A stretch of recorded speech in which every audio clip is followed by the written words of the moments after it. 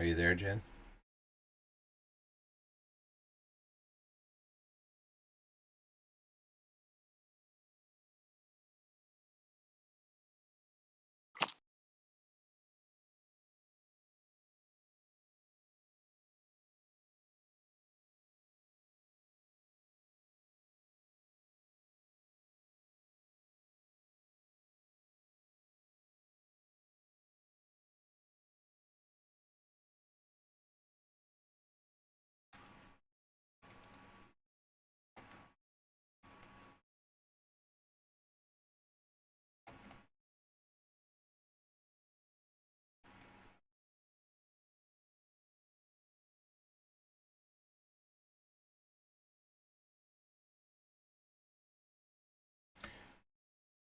I think I'll go up and see if I can't assist and get her on something temporary. Mm-hmm. I'll be right back. I'm back. Yeah, I'll be right back, P. I gotta see what I can do for Jen. Okay.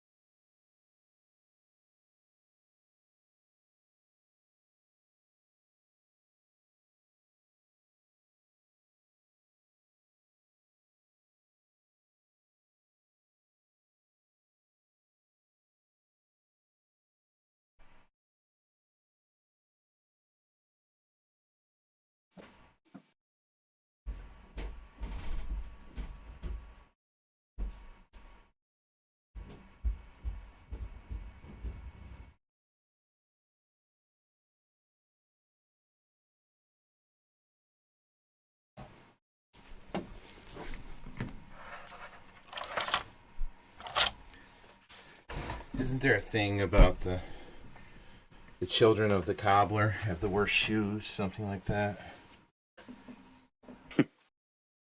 The wife of the IT guy has the most problems. That's because IT guys can't just set up a basic Wi-Fi connection from their ISP and leave it at that. They have to faff and tweak and twiddle until they're happy, which invariably means things will be broken along the way. I'm never happy. Yes, there is that too. I've been told more than a few times, it's good enough, leave it alone. But I'm like, but I could make it a little bit better. No, leave it alone. Yeah, that's the first thing I did when I got home was check for updates on my network equipment and then update it. Kids say, can we watch Netflix? I'm like, no, you can watch no more TV. Daddy's updating the network. This sounds so familiar.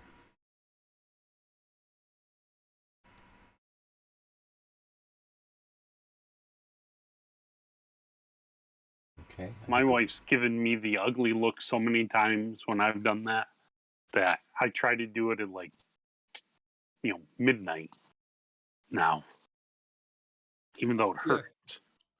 Yeah. You know you're getting there when you're having to apply change management best practices in your own home.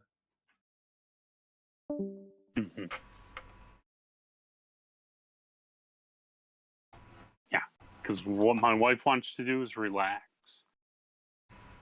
and not listen to the kids complain about not being able to watch the show that they were talking about all the way home. So, yeah. Did I hear Jen? I heard somebody join.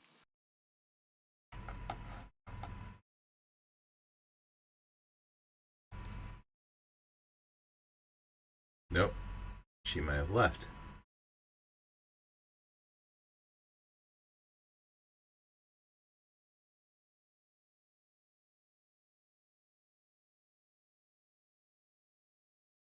Alright, I think we'll give her another minute here. If she really needs help, she'll send up smoke signals. And if not, then we'll just get started. Oh, what is that? Her one more reboot, I hope? She did that a couple minutes ago. Oh, okay. Oh, okay. Because when I went up there, she realized she hadn't plugged something in. Ah. So I thought, As you were coming down, she probably put that in as you were coming down. Mm.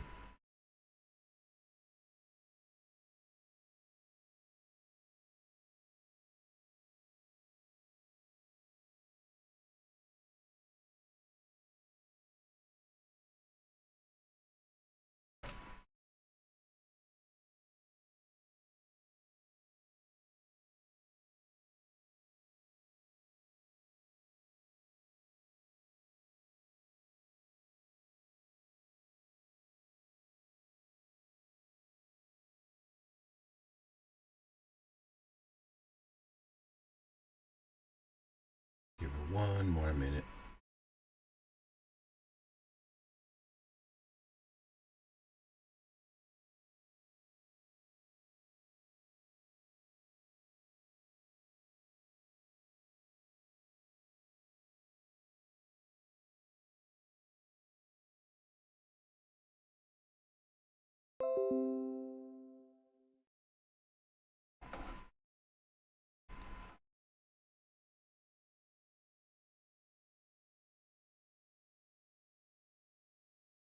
Alright, well, I guess let's just get started, and hopefully she can join in the next couple of minutes, because I think we just need to sort of recap where we were.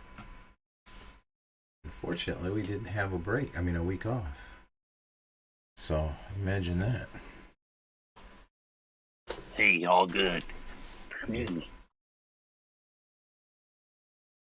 So, we find ourselves in the capital city of Enokia. You had just spoken with a fellow, an interesting knavish fellow named Jakar. Yep. Who expressed to you that he understood and knew what it was that you had in the box, the shard, the crystal shard. Suggested that you return later that night at the inn associated with the tavern associated with the inn that you already have rooms booked in. And given that it was mid-afternoon, you have a couple hours. You had said that you wanted to visit the university, which is not very far, just a couple blocks away. Yeah. I think I wanted to go to a church to pray because it's been a while since I've prayed. If they have one. Oh yes, probably a good idea. Yes, this city has churches and temples for all faiths. Yep. And I apologize. I was going to rescan your deity's description. Do you have it in your character sheet?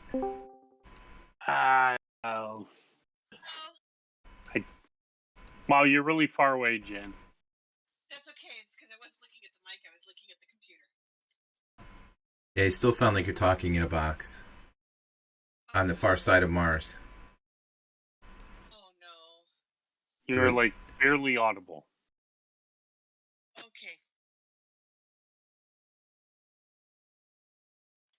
Ethan, please quit dangling that over the railing. I didn't even realize you were speaking until the others pointed it out.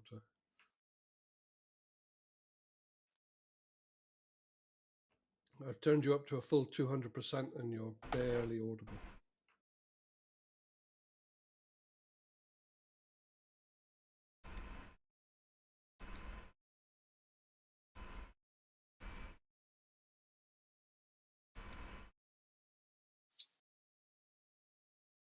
Is this better?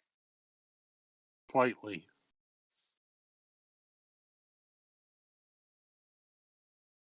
Jen, are you using that snowball microphone? Jen?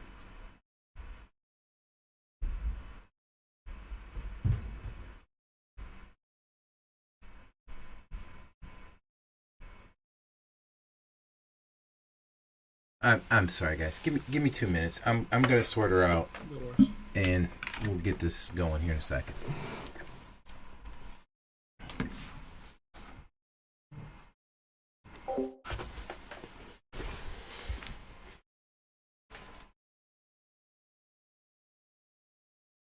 How's Whoa, That was beautiful for a second. for all of about a half a second at most. Yeah.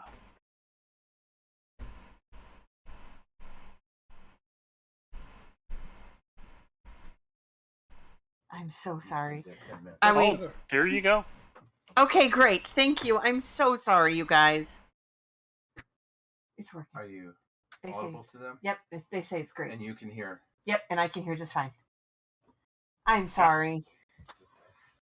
Yeah, you sound. I could not figure out what the problem was. And then I realized I hadn't plugged in my microphone. But I had already made all kinds of adjustments trying to get it to work. So I had to go back and undo all of them. And every time I make a change, Discord doesn't accept it unless I've rebooted the computer.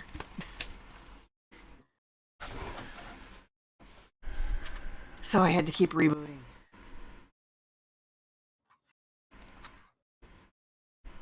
Okay, Well, I've y'all adjusted can hear you me, back- right? Yep, I've Yeah. adjusted you back down to 100%. And Yeah, me too.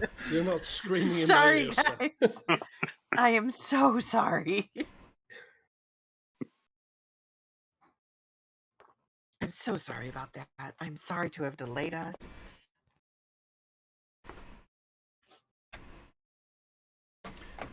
Okay. And it was all... Yeah, I'm so sorry. No worries. Yep, no worries. We're all good now. Okay. So I was just recapping. I think you probably remember we're in Enokai. Sorak is heading to the Temple of Torak, the Axe, where they serve mead. Dwarven god of mead. Yes, they serve mead right at the entrance, so I believe that's what they do there. Yep. There's no font of holy water, it's a font of mead. Holy mead. Holy mead. It's been blessed by the priests of Torak. Yeah, it's no different. We just call it holy mead.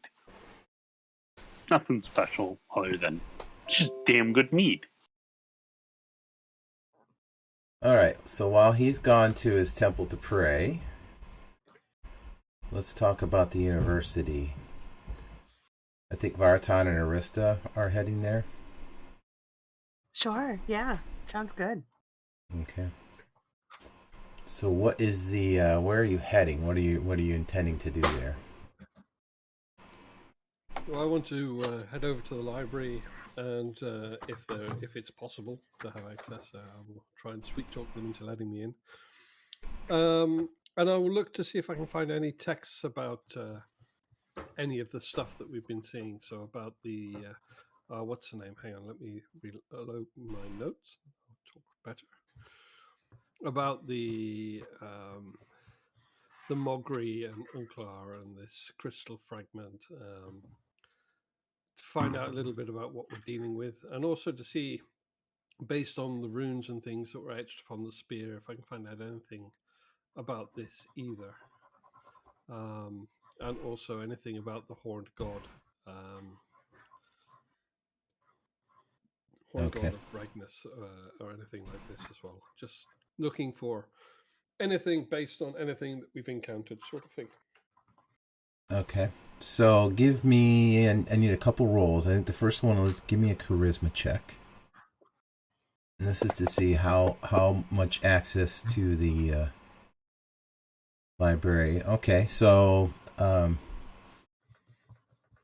you come up and they sort of immediately recognize you as a student of runes of the arcane, and they sort of expect you to want to peruse some of the more esoteric volumes. So they'll eventually escort you to a room where some of the older texts are kept. Excellent. Thank them a lot and show my gratitude and ask if I can make a donation to the library once I'm done, or the university. Oh, of course, yes. To be honest, it's expected that if you peruse the volumes, you would be... Okay, so once I'm done, I will leave them a donation on the way out, depending on how useful their books turn out to be. Okay. Let's start with the crystal. So, as you start your search, and as you perhaps have to ask them for help because it's not immediate, they don't have, there isn't an encyclopedia of all knowledge. You start to explain a little bit of their books. They know what's what. Exactly. This is what a librarian is for. So yeah.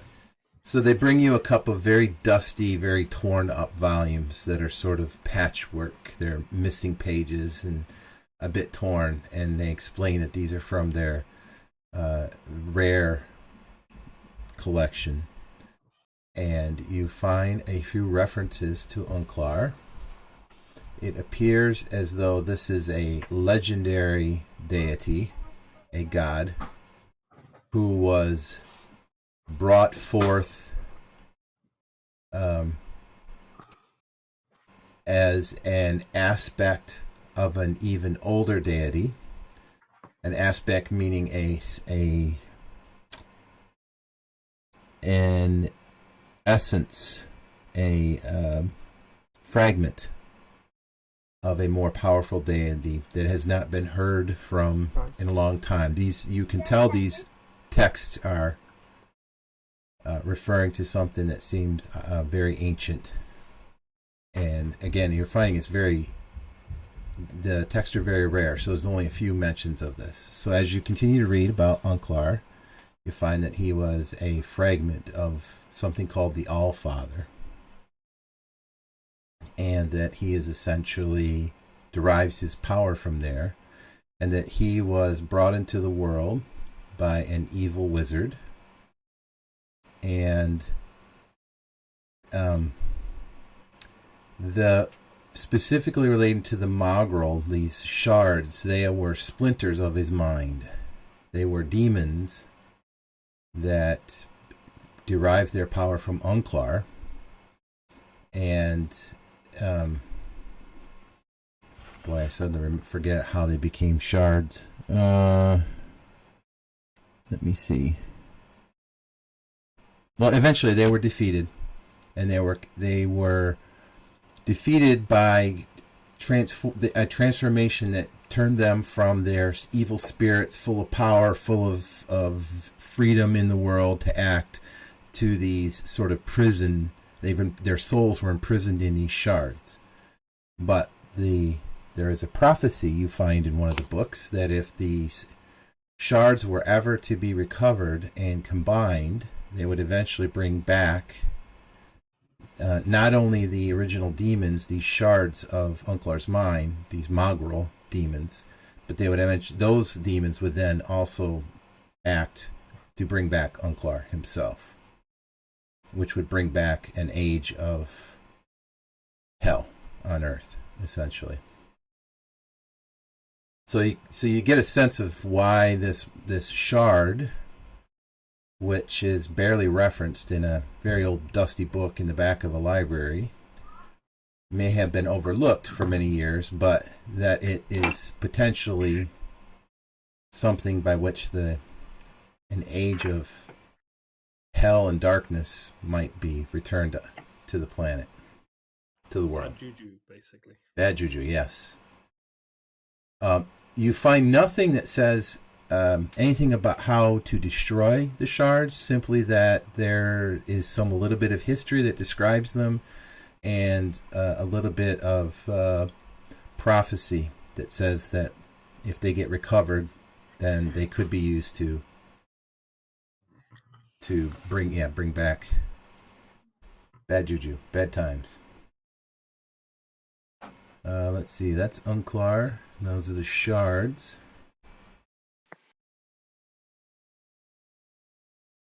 What else were you looking for?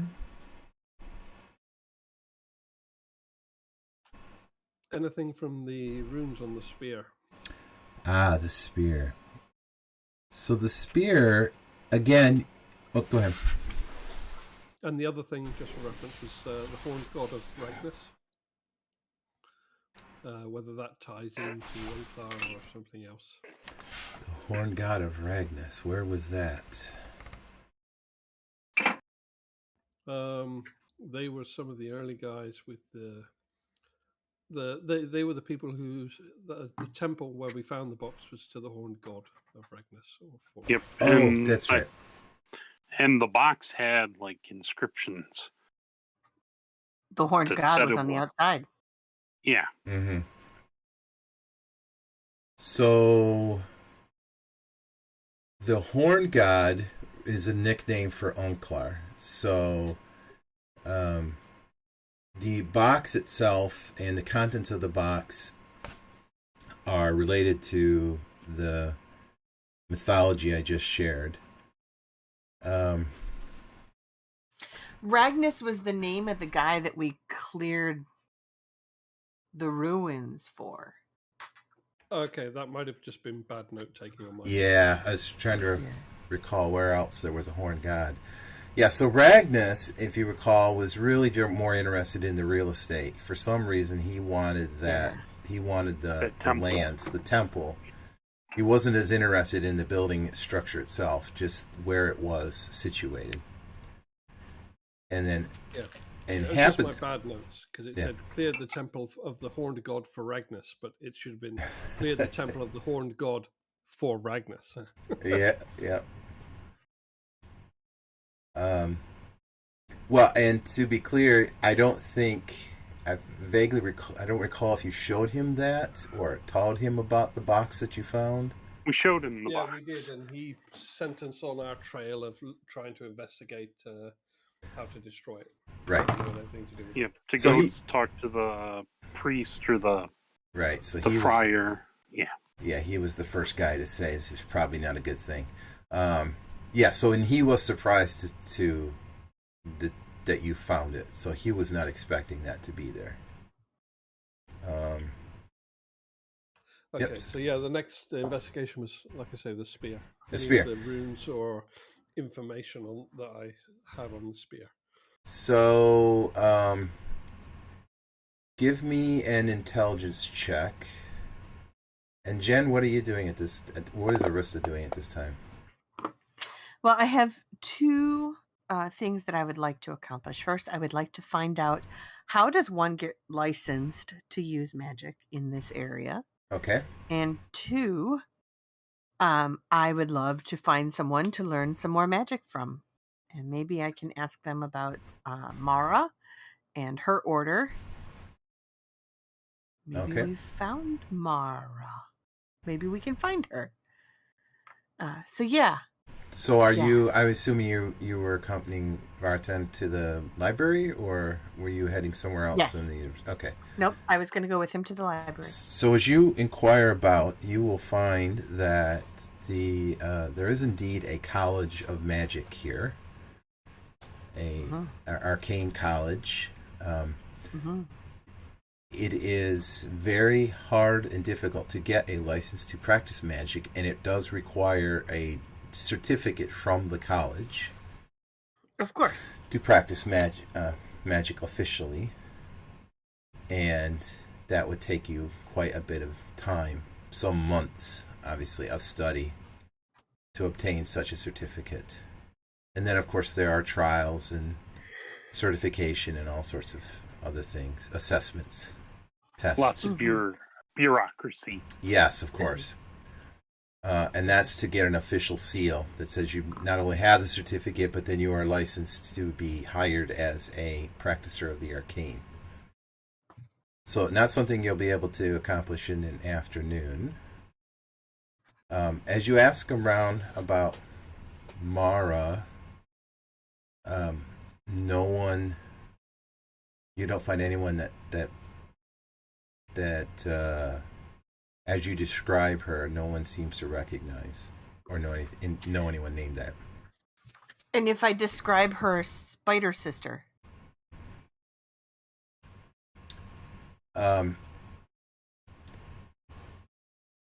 they will refer you to the Arcane College, to those who have knowledge of secret cults. okay.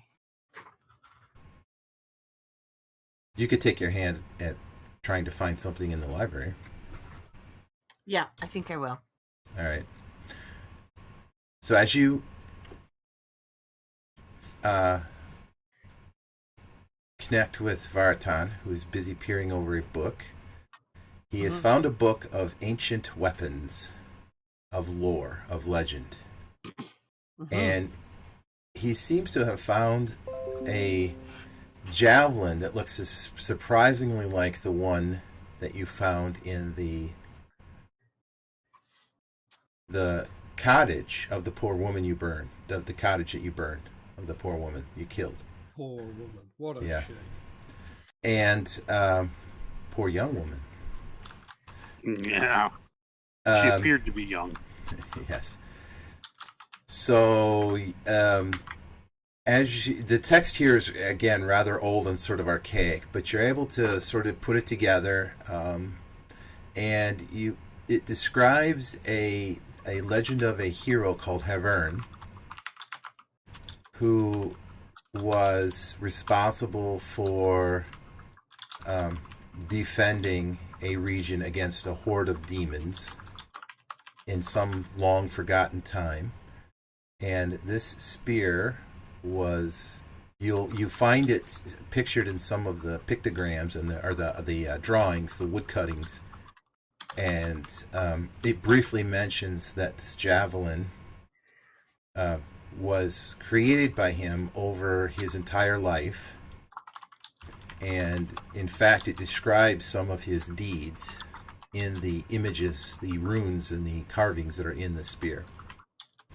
And so from the description you get the sense that this Havern was actually a defender, a protector of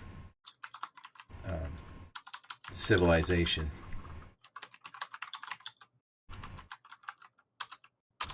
So, Of the demigod sort? Yeah, well, he's a legendary hero that was he was able to, he was incredibly proficient in the martial arts, especially the spear, but he was also very skilled with spear, sword, shield. One of those exceptionally gifted sorts. Okay. So it's a little bit like Achilles, right? So he was sort of undefeatable. It seemed like he was invincible, could not be slain. And the story does not indicate how he died, but he was essentially mortal. He was just blessed by the gods somehow. That seems strange that such a hero would have a weapon that now identifies as evil. So, I checked to see if there's any more text about this Havern. How do you write Havern? I write it Havern. That is correct. Yeah. That's good because that's how I wrote it. Give me another intelligence check. Right time. Oh yeah, so you're able to find a few more traces. It looks like you find another story that seems to tell of the keeping of the relics of Havern. It appears he definitely did die at some point. He was not truly invincible, and perhaps some couple hundred years later, that you find an article that talks about the relics, his spear, some of his other armor, some of his bones, and being kept in a temple dedicated to him. But the story suggests that the temple at some point fell. It was raided by some sort of horde, barbarian horde, that sacked the city where the temple existed, and the temple itself was burned. And so the tale of what happened to all of his relics sort of ends with that story.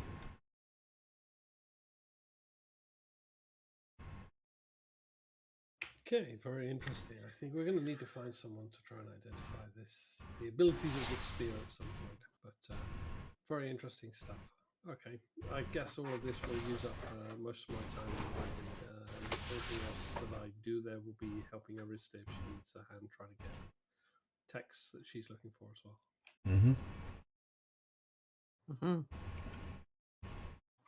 Arista would like to know some new spells if she can. Yep.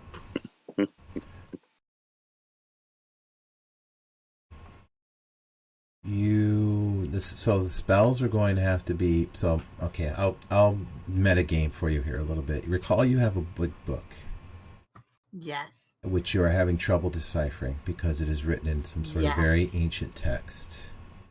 Yes. Okay, so it may be worth inquiring if someone can help you.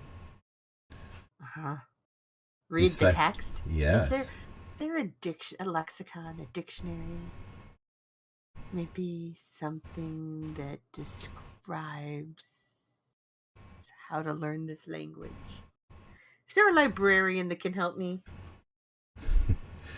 You will ask around them, and 2 or 3 librarians will eventually end up taking a look at the book, and they will sort of shake their head. They'll say, "I've never seen this text before. This book looks to be very unique. Perhaps you might consider lending it or selling it to the library." Oh. I suppose I could lend it to the library. That would be great. They eventually... Like an indefinite loan. That would be wonderful. That would really enhance and extend the knowledge of the scholars here at the university. And I'd be glad to have the book kept safe. That would be wonderful. It would absolutely be kept safe. You may not know this, but most of the rare books in this library are guarded by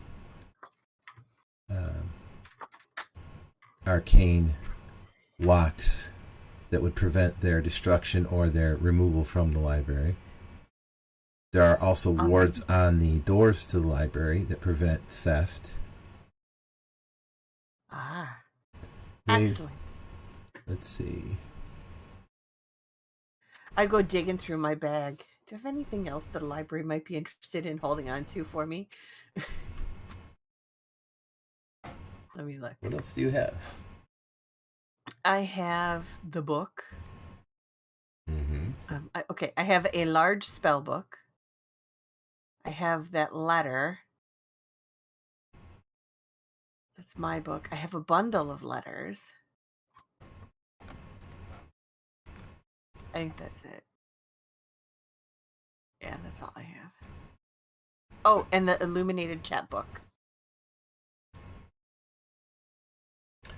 So I believe the illuminated chat book was meant to be a place for you to write your spells. Okay, and then I have a book. Maybe the chat book and the book are really the same thing. Yeah, Oh, and there's the scraps of burned paper. Ah, the scraps of burned paper.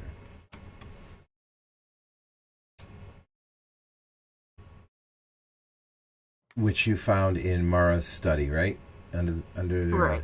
her labyrinthine study. Right. Right. So Yeah. those seem to be written. You would have noticed this when you first found them. Those would sort of written in a shorthand of a sort, unrecognizable to anybody at the library. But keep in mind, you found them in Mara's study. Yeah. Why don't you give me an intelligence check? Okay.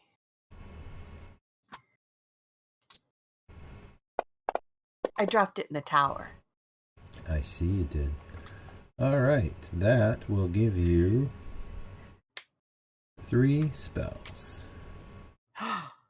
Wow. Okay, one of those spells, and I believe I've already put these in the spell list. Hold on. Okay, I gotta. Oh, there's the spells. Okay, go ahead. The spell list. Spells. Oh, wait a minute. Oh, because we're keeping them elsewhere. That's why.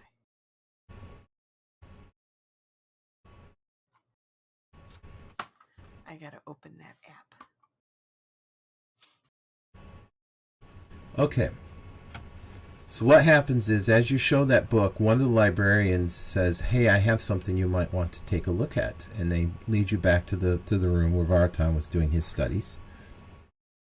And they pull out a very old sort of,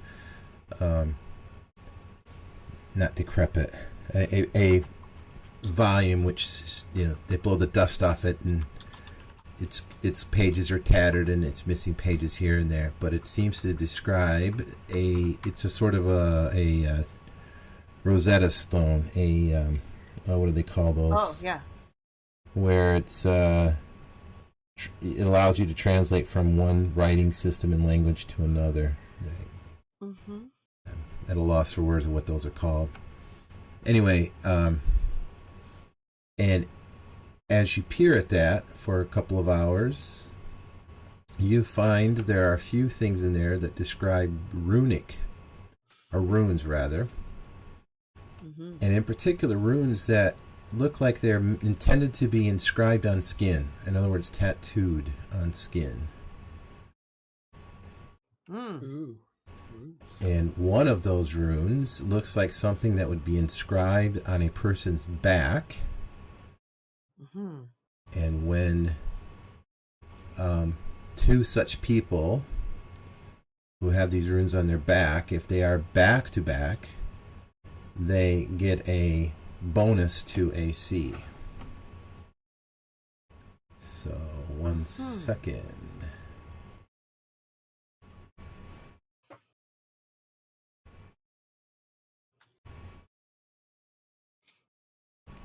Did I write this down?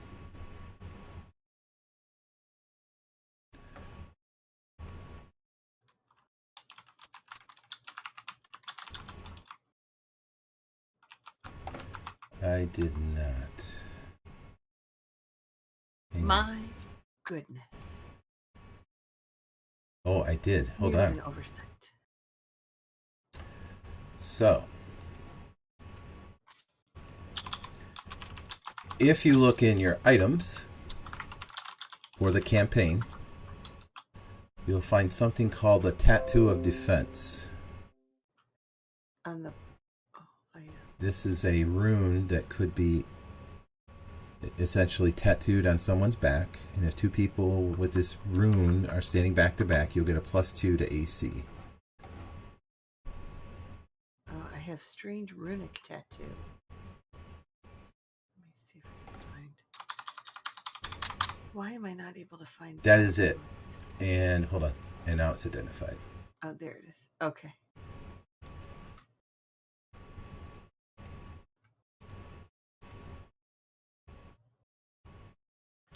Okay, do you see it? Pete? see it? Yes. It's in items. I wasn't looking for it. He was only half listening because he was taking care of what he had to take care of. He didn't realize it was going to apply to him. As you turn the I don't know, page, I'm guessing. Yeah, So- tattoo of defense. Inked and inscribed on creature's back, activated when backs up to each other and confers +2 bonus to AC. Costs 1 static to rune to maintain on all teammates. But their backs have to be to each other. That means somebody has to have their back turned. No, Back they're to backs back. to each other, so they're back to back and facing outwards. Yes, but someone then has to have their back turned to the enemy. Well, if you're Well, surrounded, If you'd you're be surrounded or followed back to by back. multiple enemies. Yeah. as you turn the page, you find another similar described tattoo that talks about blessed fervor.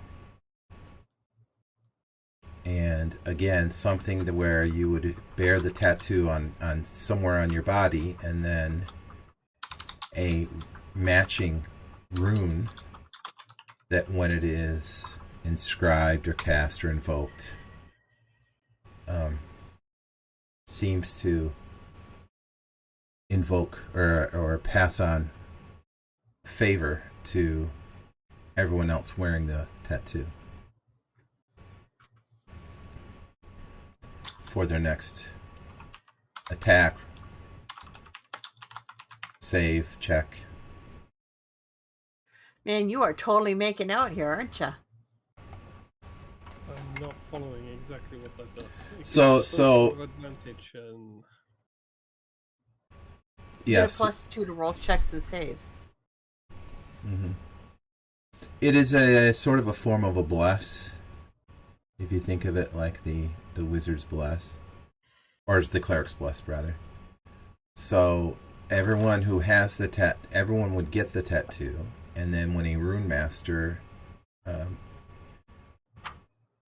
uses one of your rune slots to activate a rune, everyone who has this tattoo would then get a bonus to their next attack, save, check.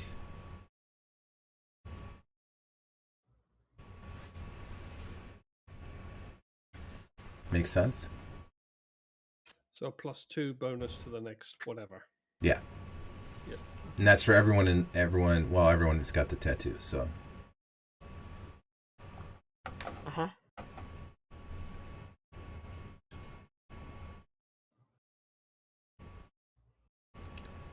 And then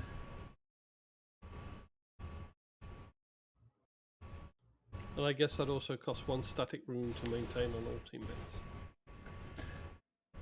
It doesn't say that. no, it does not. It would cost you a rune slot to activate it. Okay, it costs a rune slot to activate it and a rune slot each time I inscribe one. So you inscribe one on each and then just activate it whenever. So the tattoos are meant to be permanent and not cost a rune slot. So although they're sort of runic in nature, they're really essentially just tattoos. And the activation rune causes the tattoos to suddenly become imbued with power from your activating rune.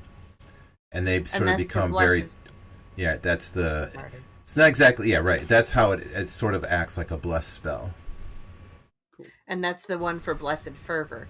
But the tattoo of defense does cost a static rune to maintain. Yes, Yeah. for as many people as you want, it costs you 1 static slot. So as many people as got the tattoo. Right. And again, it's a case... This is slightly different in that, again, it's a permanent tattoo that all would have, but for it to have its power, a rune master would have to sort of activate it with one of his static runes. So it sort of refreshes the power of the tattoo. I whispered to Varitan. Looks like we're all getting inked tonight. This looks interesting, yes. And he flicking through that book, like, hey, this is even more interesting on the books than I was looking at. First round is on me. So as you sort of thumb through it, you're finding it again hard to translate because you're only given a little bit of time here. But you do, Aresta, find something interesting. You find a page which has this depiction of a bag of a like a wineskin. And actually next to it is another picture of a tree growing these sort of wineskins. And as you sort of focus in and try to translate the text, you find that the tree is called a cavernum tree. Cavernum. And it describes this tree as having these large fruit which contain a milky substance. Oh. And in fact, the milky substance is often substituted as a sort of fake milk or imitation milk in many recipes. Lactose-free milk. Something like that, yes. Nice. Not milk from a plant, not an animal, but milk nonetheless. It's almond milk. Exactly. And the milk is, but beware, it says, it cautions, the milk is rather strongly flavored and a bit sort of musky and bitter. So if you want to take that taste out of the milk, you need to boil it for a while to destroy the flavors. But it can be drank raw. And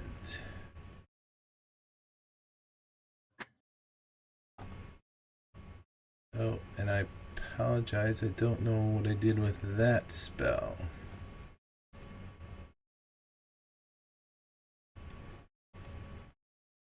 Okay, yeah, I don't have it as a spell or an item. You'll just have to remember it. Take a note. And what? A tree? What? Cavernum? Yeah. And as you read it, you realize this tree is not actually all that uncommon. You've seen it here and there, so you could potentially find this tree. It's really more of a shrub, large shrub, small tree, something like that. It's commonly found.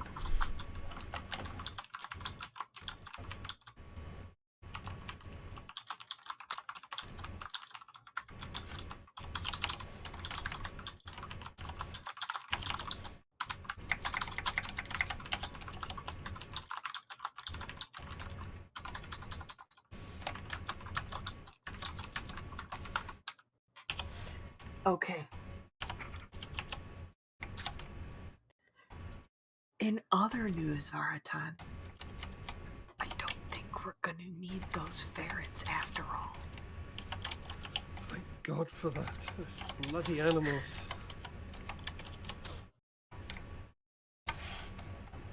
But we are going to become gardeners. Have you ever heard of the legend of Johnny Appleseed? Never. I'm kind of busy here with these books. Is it important? I'll tell you about it later. But seriously, Pete, have you ever heard of the legend of Johnny Appleseed? Yeah, Okay. Appleseeds all over America, Yeah. Spreading his wild seed. Mm-hmm. Yeah, but the best part, you know what the best part about that legend is that most people don't realize?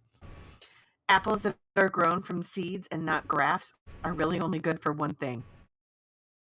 Feeding horses. Throwing at people? Cider. That's at least Proper two cider. things. Yeah. I did hear that he made a lot of cider trees. Yeah. Yes. All right. Anyway. Cavernum tree. The nicer version of Typhoid Mary, Yeah. Yes.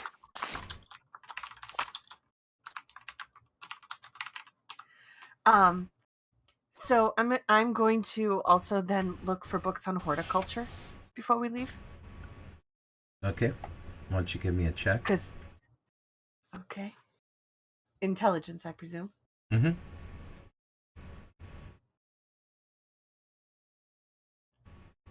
Do you hear that sound outside, Mark? No. I think the neighbors across the street are having a huge party. Yeah. Yeah. Okay. What book of horticulture? What are you looking for? I want to know how to propagate the cavernum bush. How to propagate. Yes, how to collect the seeds, how to care for them. Okay. You find a wonderful book dedicated to the care and husbandry of the garden. What would they call it? Not husbandry. Care, Horticulture? yeah, horticulture of the cavernum tree. Mm-hmm. Care and cultivation, that's it. Mm-hmm. Cultivation, yeah, sure. Yes. Okay, so that's excellent. I would like to read it. I'm going to ask the library, do they loan out the books? Can I borrow it for the night?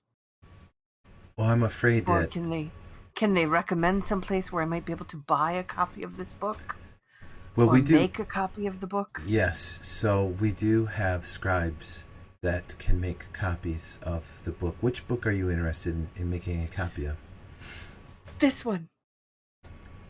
Oh, okay. Well, that's a relatively smaller volume. So, Oh, good. Yes, it is only about one plant.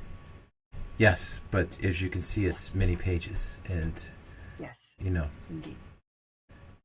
scribes who can actually write well are not that easy to find, of course. But we do employ many such scribes. So if you would kindly deposit 5 gold, I can have a scribe begin to copy this book, and it could be ready for you in, say, 3 days. Okay, sounds good. Okay.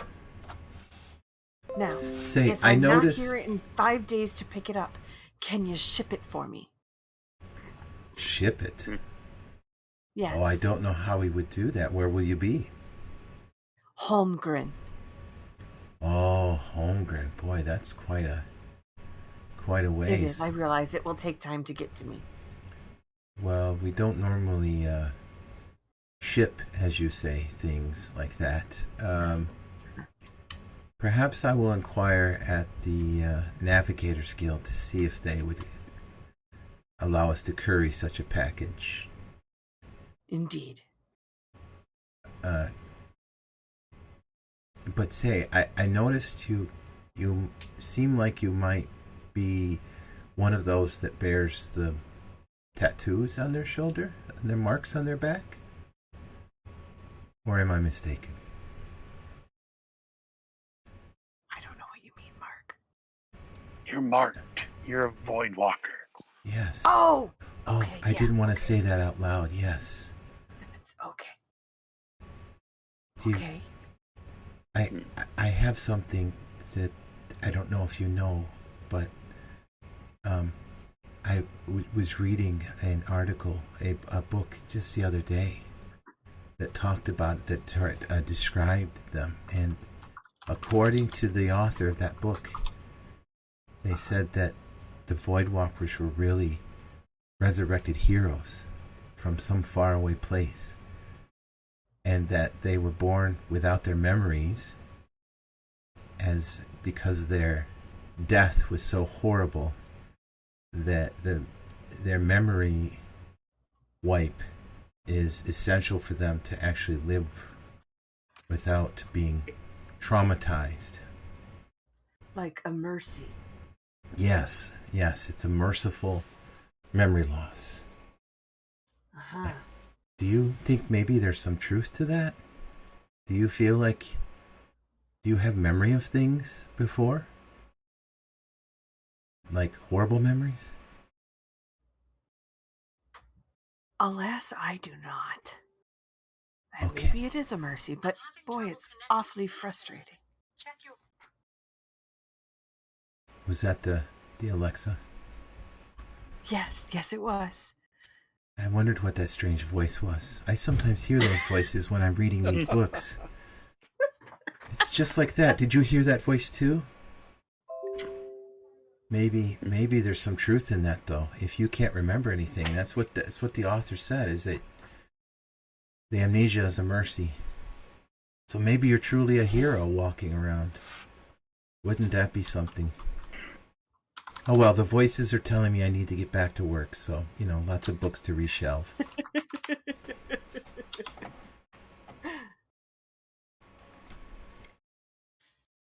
Interesting.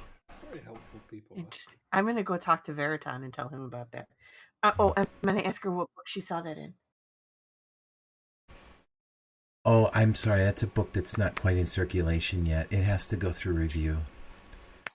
I What's think it called? that it's called The Truth of the Voidwalkers. It's sort of one of those strange conspiracy theory kind of books. We have to put it in the conspiracy theory section if and when it gets released. And who gets to decide if it's released? Oh, the master librarian.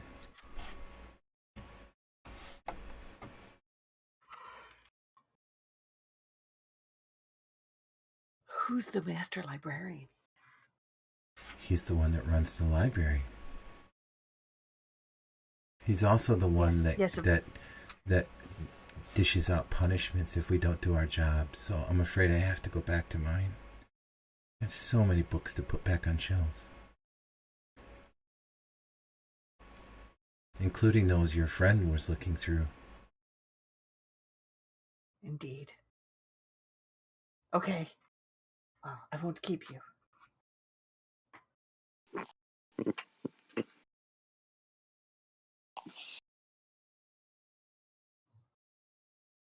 Okay, once I'm done with the library, on the way out, I will be very generous with them and tip them 1 platinum piece. Oh, wow.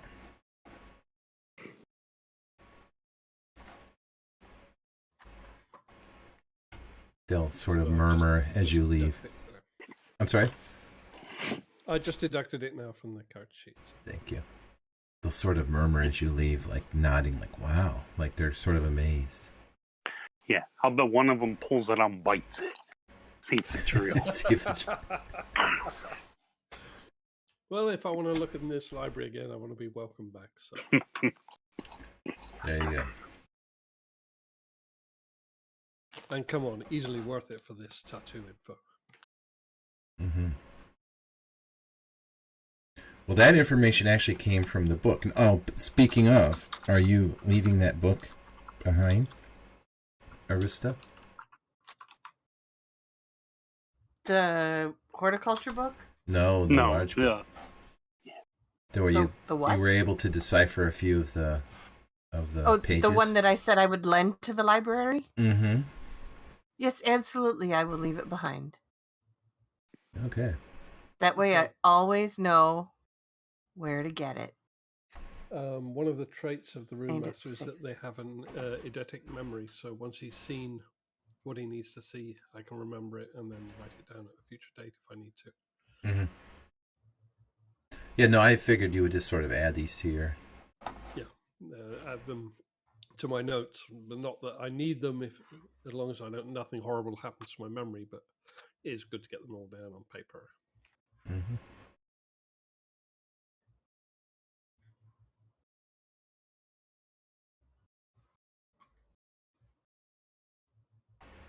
All right, so Sorak will, in your prayers and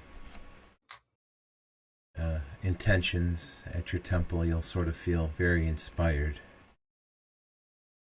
like you can feel almost feel the presence. And I'll throw 30 gold into the coffers. That's my donation.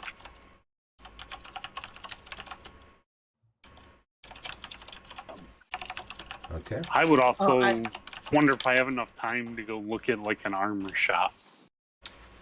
Yes, I would say you probably have another hour or so, hour and a half. Okay. Actually, you could Already. say you prayed you had roughly 4 hours of pray. So if you just wanted to say you prayed for an hour and then went wandering around looking for shops. Yeah, I Yeah. didn't plan on being there for hours upon hours. Yeah. Not one of those guys that sit there and whip myself in prayer. No. Have 3-4 holy meads and say my, do my cross. Yeah. Out of here. Okay, so you will find a well-provisioned armory. Again, not far. You seem to be in sort of the upscale merchant district. Okay. So Housing the Royal Library. I'm sorry, the Royal University. So, I'm sorry, what are you looking for? I'm looking for either enchanted plate, which I don't think they will have, but potentially maybe a set of full plate or hussar plate. You will easily find both of those.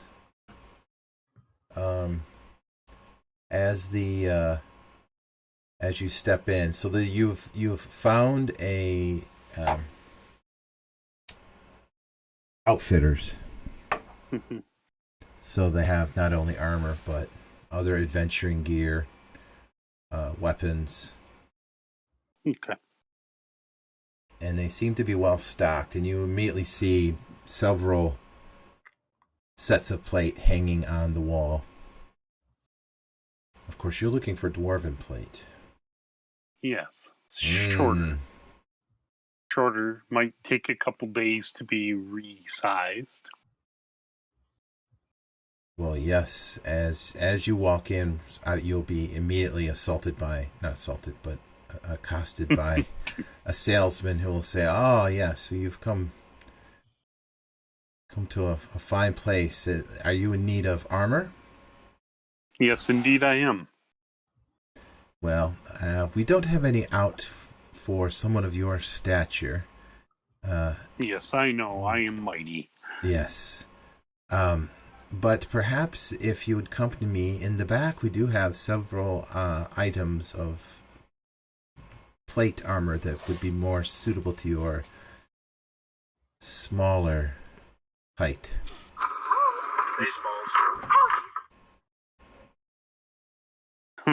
Okay. That wasn't me.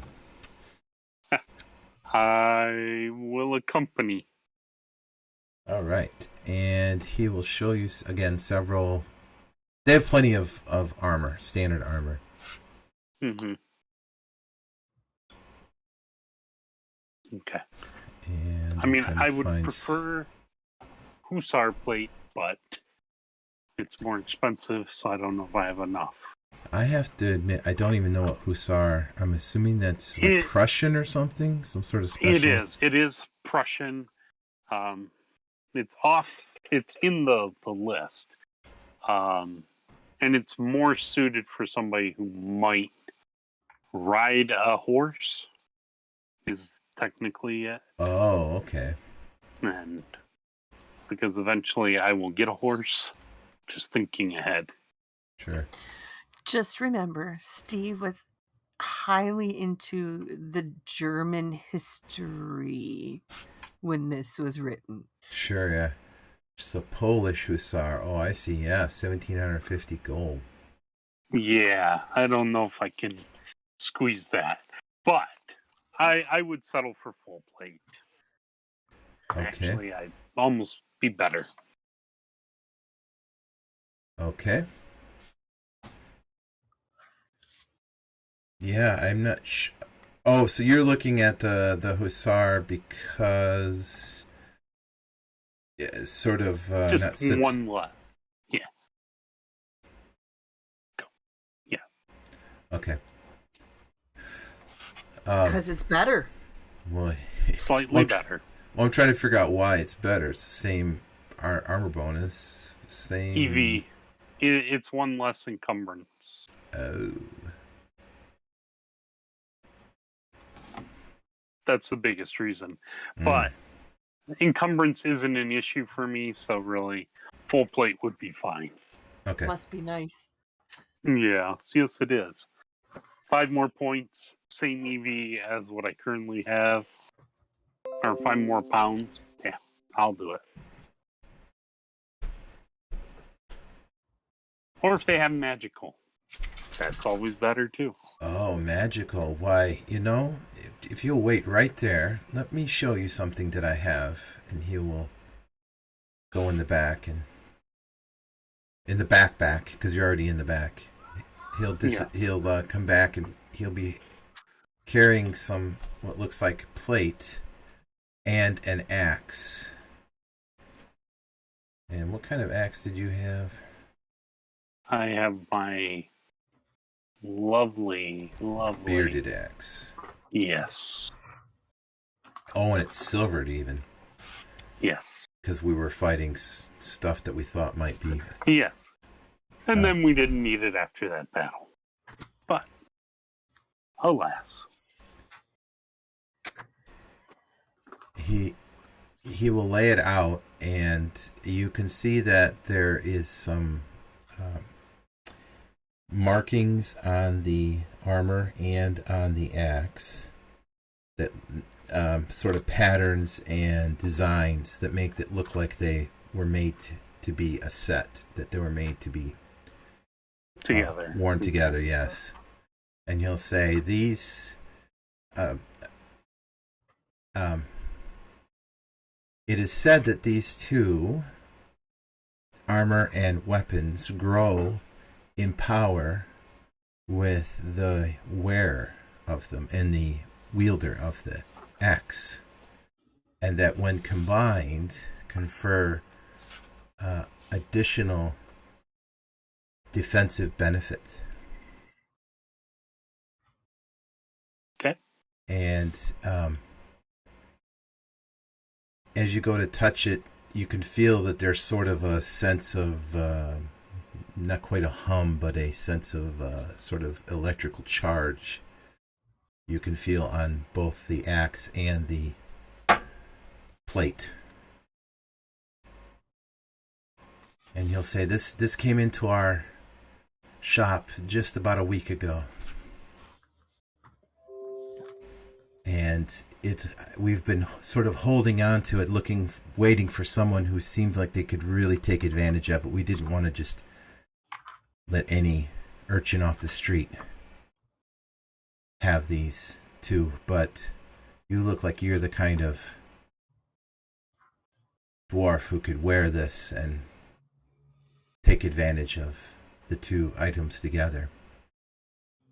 I'm gonna look it over real close, and act like I'm appraising it, but I'm actually also going to make sure it's not evil and it's going to take me over. Right. No, you don't get any sense of that. It definitely doesn't detect as evil. It's neutral. So. Okay. The sense of energy that you're getting from it isn't like a dangerous energy. You just sort of feel it seems powerful. Okay. I'm going to pick up the axe, just kind of holding it, see how it feels. It feels perfectly balanced, and you can tell it has a very keen edge. Nice. And you'll say, you've got an eye for that. It's that axe is made from an alloy, which, according to the seller, according to its former owner, is indelible. Never needs sharpening. And in fact, Interesting.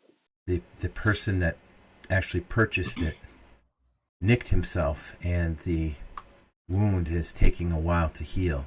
The axe is so sharp. Oh my. Now, the big question. How much? Because something like this might be out of my modest,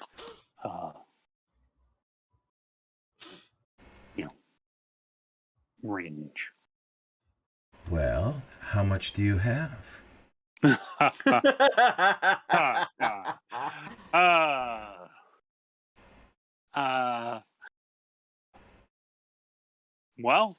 I have some, but not a lot. Plus, of course, I would trade this suit.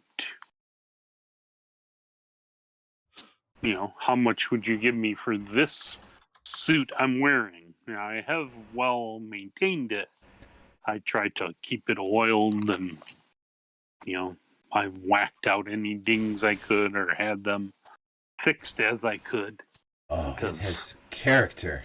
You're saying it has character. We love plate mail that has character. Yes. But as you pointed out, I am smaller in stature. So. Mm-hmm. So it's rare. Yes. Well, perhaps not rare, but perhaps a bit uncommon. I tell you what, for, let us say, your trade-in and 3 platinum, we could make a deal. Whoa. I could definitely do that. Okay. Oh, I'm sorry, I missed a digit. 3 plat is only 30 gold. For some reason, I was thinking it was 1,000 gold. A good deal there. Yeah, no kidding. I was thinking woo! 3 plat, yeah. Yeah. Hey, I'll even give you 6 plat. Because I like the look on your beard. Yeah, exactly. I like the cut of your jib. Yeah, I'm sorry. I did really bad math. For some reason, I was thinking a plat was 1,000 gold, not 10. No. Yeah, I wouldn't be that generous back at the library. Yeah. Yeah. No kidding. I'll tell you what. Roll me a charisma check. Okay.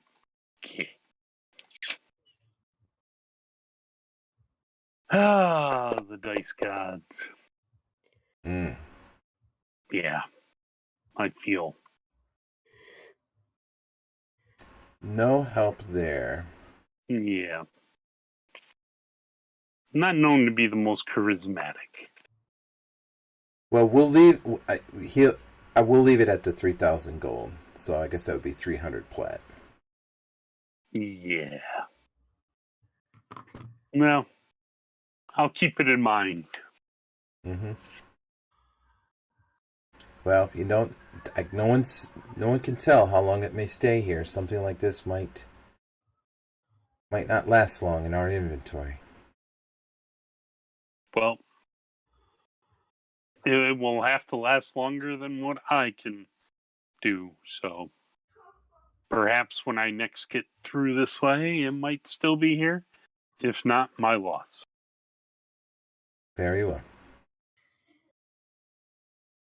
So you just want to get a regular full plate? Yep.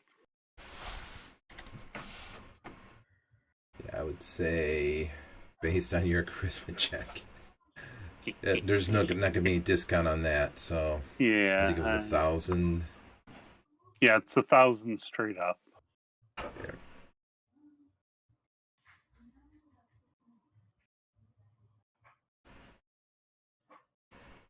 So if you want to go ahead and 3,000. How far are we from that if we start pooling our resources a bit?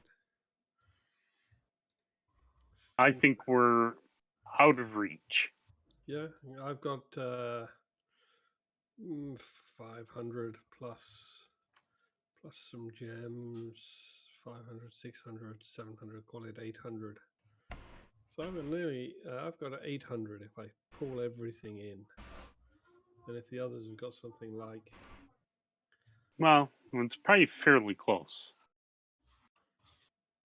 And then Arista's got her secret stash of all the money from all the dead people. Mm-hmm. Yep. Yeah, but that's in another... It is. It's not accessible right now. I can give you what I got on me. Well, hang on. When you say it's not accessible, it's in at the keep, no? Yes. Yeah. So I can portal you back, and then it'll cost me nearly all my runes for the day. But Right, but wait a minute. How much does he need? 3,000 gold. I have that with me. What? What? What? Wait a minute. Maybe I'm doing my math wrong. How many plat do you need? It would be 300. Oh, yeah, I don't have that with me. I was doing my math wrong. I'm like going, what? I was doing my math wrong. I don't have that much total, even in the bank. But yeah. Yeah, let's see, 110, so that'd be 11, and another 30. I mean, I can pull together almost 100 plat.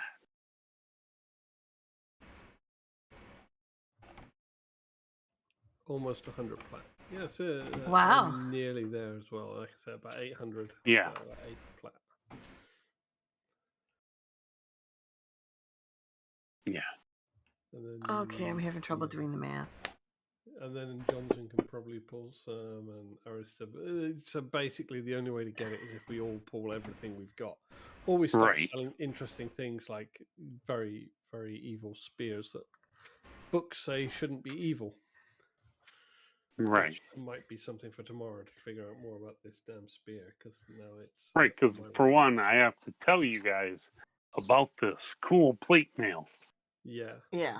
We need to know about it, but I'm just wondering whether it is even possible that we can get it. But it might be if we do some deals. And maybe somebody around here has an adventure we could go on. Maybe. Yeah. We've got a guy to paid meet for. this evening, so maybe that'll help. Yeah. Yeah, we gotta wait a couple days for the book. Maybe if you put in a down payment, they won't sell it. I think they. A I deposit, think I we'll mean. be okay waiting. Okay. If they have a buyer, they're going to want to get rid of it. It's not like they're going to want to sell on that. Yeah.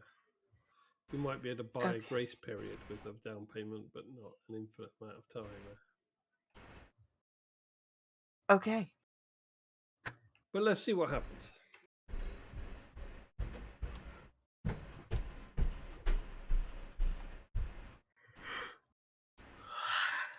So after the library, Yeah. I'm heading back to the tavern. I don't know about you Yep. guys. So I'm gonna do the full plate, regular full plate. Okay. So And- that would be how much in addition to my trade-in? So you'll get. Why don't you give me another charisma check? Maybe the dice gods will love me once for my charisma. Hey, hang on a second. So we're going to say that Johnson was with you.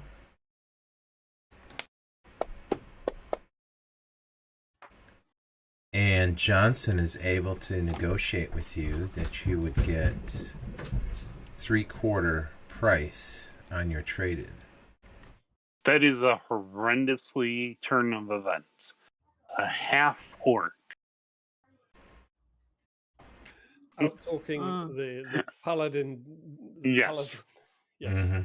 But then maybe the paladin was just a bit stuck up and arrogant about the whole thing. Well,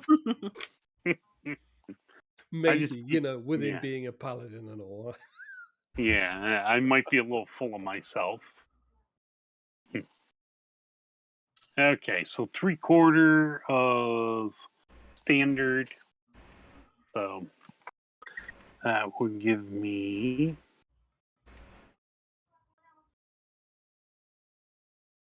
Oh, let's just make 450. it. Let's call it 500.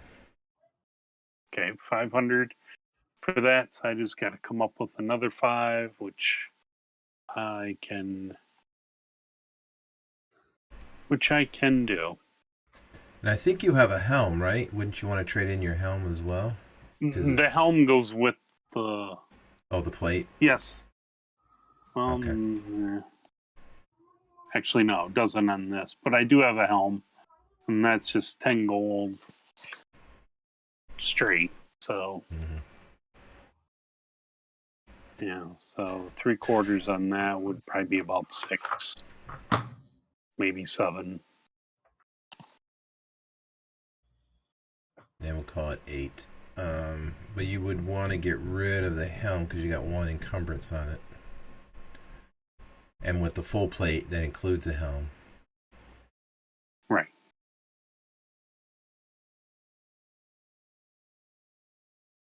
Right. So I do need to get rid of that, or I would get rid of that. Mm-hmm. So, gotta go sell my gems. And then, or can he take them as trade? Oh, he doesn't deal with gems. Oh, he Yeah, doesn't I trade with trade. He wouldn't trade with gems. He'll take them as payment, but Okay, that's really what I for need. that, yeah, you need a bank Yeah. or a currency exchange. Yeah, so I give There's them one all. there's one near the university. But you are trying to use them as payment, no? Yeah, I Yeah, am I'm going to sorry. use them as payment. Yeah, that's fine. No, you'll get Okay. regular value for him. He just won't exchange Yeah. them for gold. Yeah, no. I meant to use them as payment.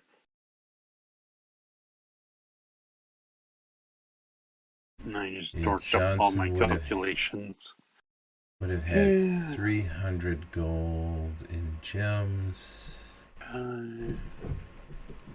So it'd be 440. 400 gold. I would have. I only need 60 gold if I turn in all my gems. So that I can do.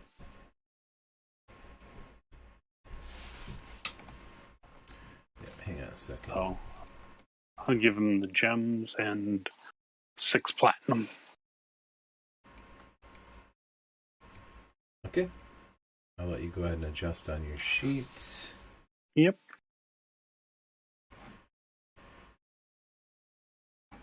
And kaboom. Kaboom. That is in Monsters and Treasure. There we go. Encumbrance doesn't change, but my armor does. TT. That's right, I'm looking up something really quick because Johnson has a +1 dagger on him. Kind of curious how much that would be worth.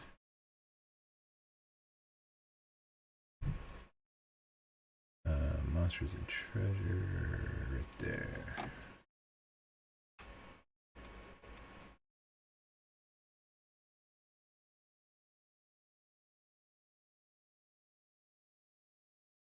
It doesn't say it in the fantasy grounds.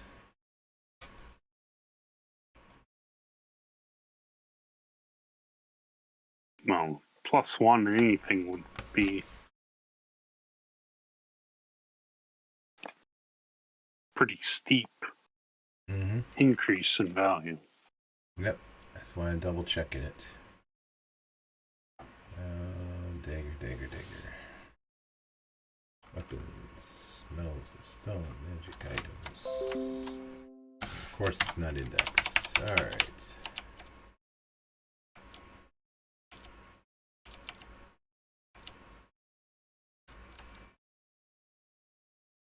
Well, that doesn't even make sense. So page 199, there's only 170 some pages in the whole book. That can't be right. It's supposed to be a 6? No. What is that number? What the heck is this book? I gotta go find the hardcover. Does this book really say page 199 for magic items? Which book? This is Monsters and Treasure. I found at least one that's got way off on the page I think numbers it's and wrong stuff because like I'm that. finding.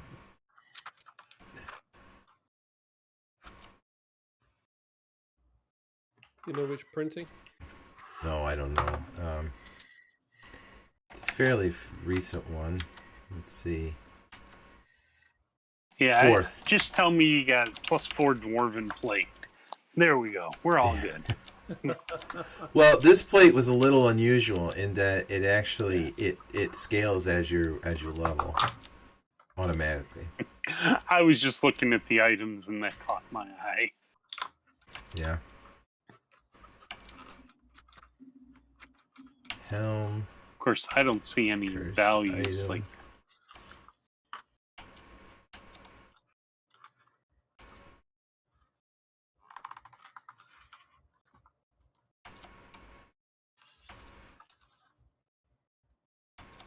So you're trying to look up a +1 dagger. Yeah? Well, it's actually a +1 dagger of venom. Ooh. So it's not only a +1, but it's got some other quality. But the in the Fantasy Grounds book, it doesn't describe it at all. So I imagine it has. it just says a +1 dagger that injects venom once a day. Mm. But no. I was hoping to find something No that indicates cost. its value. Yeah, exactly. Dagger of Venom, GP value is 4,750. Oh, there you go. Woo!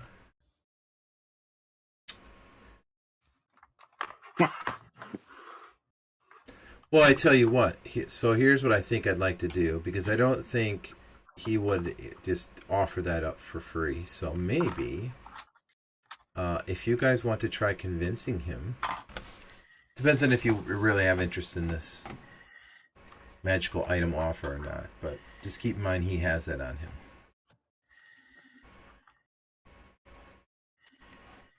So maybe he might be When we're eating dinner, I'll tell Arista and Varatan about this. Mm-hmm. Mm-hmm. Maybe Yes. at that point, we can bring up the fact, potentially. Mm-hmm. Mm-hmm.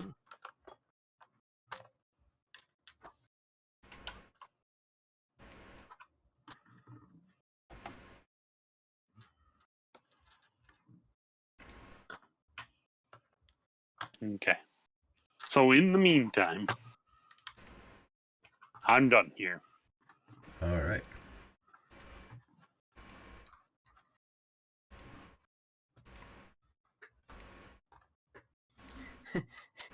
And we'll bring up the fact to him that he's getting a tattoo tonight.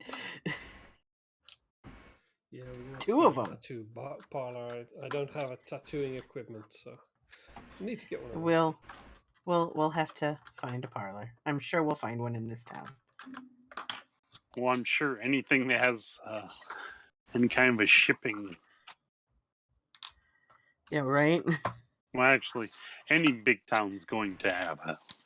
Exactly. it won't Somebody's be a got to problem. mark the slaves. Come on.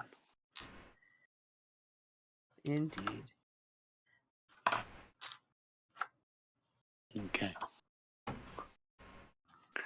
So I'm going to try to be happy with my new armor as I walk back to the inn. But just dreaming of that tingly armor and lovely axe. Tingly armor. So was the deal for the armor and the axe, or just the armor? Yes, for the both of them. It's both of Ooh, them. Wow. that's a good deal. Yeah, Yeah. yeah. They're a pair, or a set. Uh-huh. So, right, if you get one too far from the other, they lose their tingliness. That would probably be a good assumption.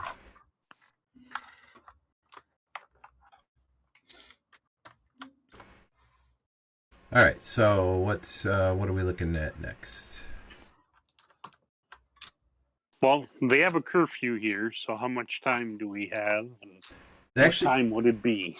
they don't have a curfew in this place. That was Holmgren, and that was because of the Holmgren. right Okay. the Brotherhood of the Supple Hand. had Okay. imposed a curfew, sort of martial law, if you will. Gotcha. No Okay. such curfew in Aonokai. Okay. Well, if it's getting around supper time, then I will Not miss At a least- meal. not miss a meal with a drink. Of course. Liquid bread. Yes. I don't need stinking trail rations. I just need a good full skin. So, anybody, does Vartan or Arista want to do anything else? As I leave the library, there's one other thing that I'd like to ask them as I leave. I just mentioned if I were to come across an item of potential magical power, is there someone who could help me to identify the extent of the magic? Oh yes, I'm sure one of the scholars at the College of Magic would probably be able to assist you with that for a small fee, of course. Of course. Okay. Then that's a potential job for tomorrow to get at least the spear sorted. Mm-hmm. Indeed. I would like to identify a tattoo parlor. There is one, again, not far from you, just a few blocks away. Just a few what? Blocks away. Excellent. It's Excellent. It comes highly recommended, I presume. oh no, it's not exactly recommended. It's some of characters of a questionable reputation often frequent the place. As with most great. Sounds perfect. most tattoo parlors are going to be like that. Mhm. Uh-huh. I've been in a few in my life. You know, it's, as an aside, is that true anymore? Because No. No. yeah, because it seems like everybody's got tattoos. They've become the It norm. used to be. When I first got Mhm. mine, it was very much that way. They were unusual, right? They were not seen on people considered intellectual. Mm-hmm. Yeah. Yeah, they had a stigma, Yes. but that This is was long gone. pre-tramp stamp, right? Yes. And they still cause issues when you're in Japan. Oh, Yes. Oh, Interesting. I've heard that. Yeah. They do. Yes. That is not a myth or folklore. That is 100% fact. wow. If you're in Tokyo, you can probably get away. But if you're not, you will Cover it. not.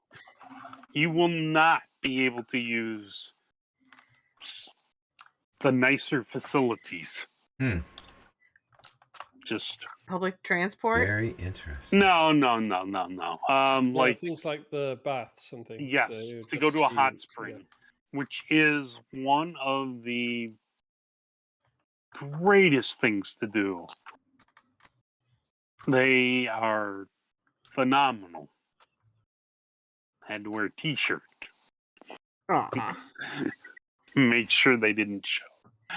A black t-shirt so that they didn't show. Wow. Yeah. Yeah, and I think there were certain professions where it was, if not forbidden, it was highly discouraged, but that doesn't seem to be the case anymore. Yeah. I'm talking It's in the just- States still. Yeah. Well, it also depends on the tattoo. You know, if you have a throat tattoo or a face tattoo, then it's going to be. Mhm. bit And it more also depends where you got it. Like, Yeah. you know, if it's visible to the world, every place you go, like plastered across your forearm or, for God's sakes, your face, Mhm. yeah, you're going to have issues. You are. Yeah. Across the back of your neck. Yeah, unless you have longer hair. Yeah. Yeah. Anywho, well, Yep. side jaunt there. Yeah, sorry, I took us off tangent for a second. No. Man, Oh. Mark. What's the matter? I don't know. I'm just. You've got. What language is that you're speaking there? I can hear you smashing your keyboard. Yeah, I have a key that's sticking, and I'm trying to clean between the keys here in order to get it to stop I sticking and while we're W. having our Yeah. conversation. One hell of a key. Yeah, exactly. Sorry, I keep it. There's actually 3 of them. So. Yeah. Is one of them the I key? And I finally got frustrated with it and said, okay, we're having a conversation while I'm sitting in front of my keyboard. I am totally trying to fix this key. Ugh. You know, sometimes I have found, like, if I smash that key, it breaks free. Mm-hmm. Smash it. Don't speak to me about dodgy keyboards. I have a very, very expensive keyboard that is very, very crap, so I'm not happy myself. Yeah, I have a nice clicky keyboard. I mean, it's a rather nice keyboard. I don't want to give it up, and I don't want to have to get a new one. So, yeah. Mine isn't that it's sticky. It's that the you tap a key once and you get two or three characters out of it sometimes. But I'm very sorry. I did not mean to derail us. No, it's okay. I just I heard Looks smashing, weird, right? and then I saw characters. Yeah, no, I'm so sorry. I'm No, so no. sorry. Okay, so heading back to Heading back. the inn for food and beverage.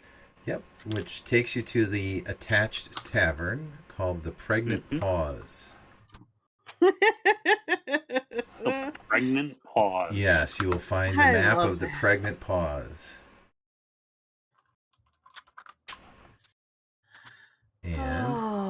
And images. That's where it's going to be.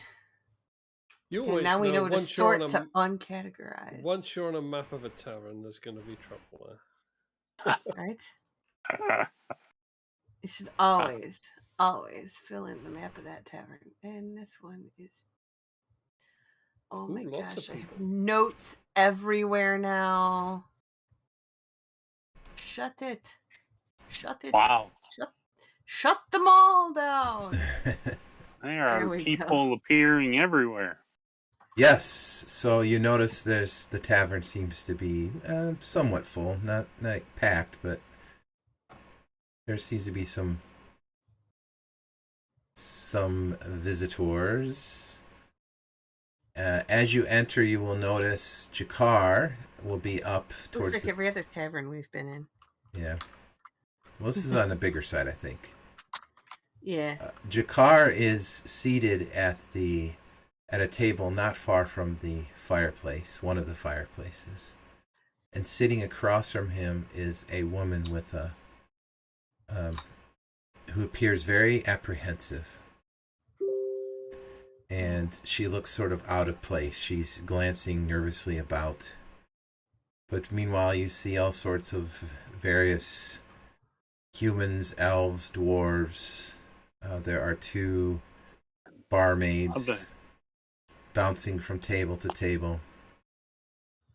There's a man behind the bar who provides drinks to the barmaids and occasionally will disappear back into the kitchen to prepare something. He's sort of the barman and the cook all at once. And he seems very I'm sorry. busy. I'm trying to figure out which one is Jakar. At the very top. At the round table? Yes. Uh-huh. At the very top, you'll see... Purple. Yes. Do you not see his name? Okay. Yeah, No, not his name. Oh. Oh, mouse over it. Okay. Ah! Okay, yeah. And I've been writing Jakar wrong. I put Thank 2 you. K's in his name. Oh, Pete. Oh, geez. Okay, so we can go see Jakar. Yep. Yes, there's a room at the table for Jakar. if that's who he really is.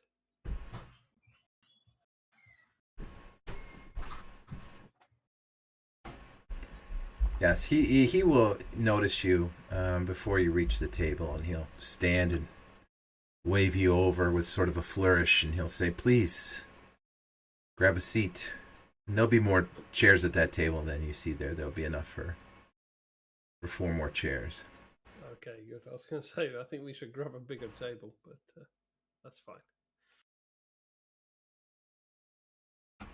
We don't have icons on this map, do we? Oh, no, you probably do not. Let's get you on the map. Why do you not have icons? I thought I had added them. My bad. I'm sitting here with a muted microphone going, I can't find my token. Does anybody know where our tokens are? Man, I'm mashing all the buttons on my keyboard and confusing you guys, and now I'm not even talking. Well, you are now. Yeah. I'm a mess. I'm sorry. Interestingly, why am I not able to... Oh, maybe I have it locked. Do I have it locked? No, I do not. I think you don't? I keep trying to drag my token to the map and it won't work, so. Yeah, why are you not able to drag? I can't even drag it. This is killing me. I need to get you on the map, and I can't.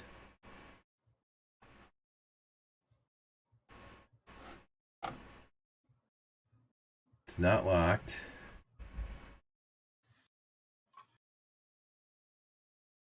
Are we on the right layer? There's only one layer. Oh, okay.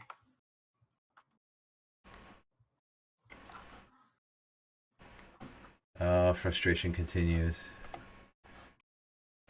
This is going to be the world's shortest encounter if you aren't in it. You'll get to watch it play out. Oh, why can I not add you to this map? What is going on? Alright, tokens are not locked.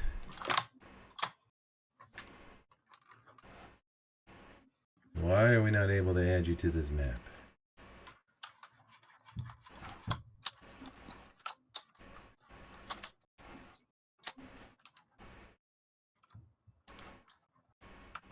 Unbelievable.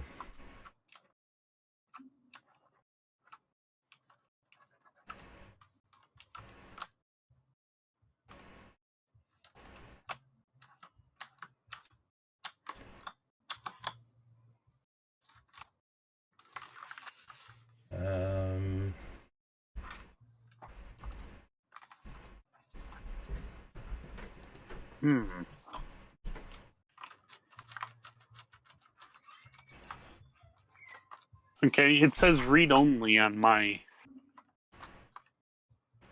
the On map. your what? When I look at the map, it says read only.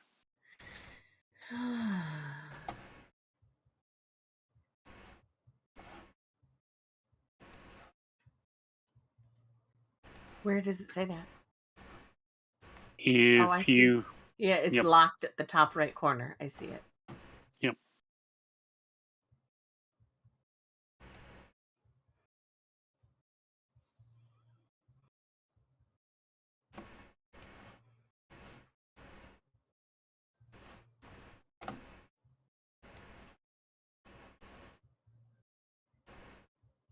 Oh my gosh, I have to grab him from the combat tracker.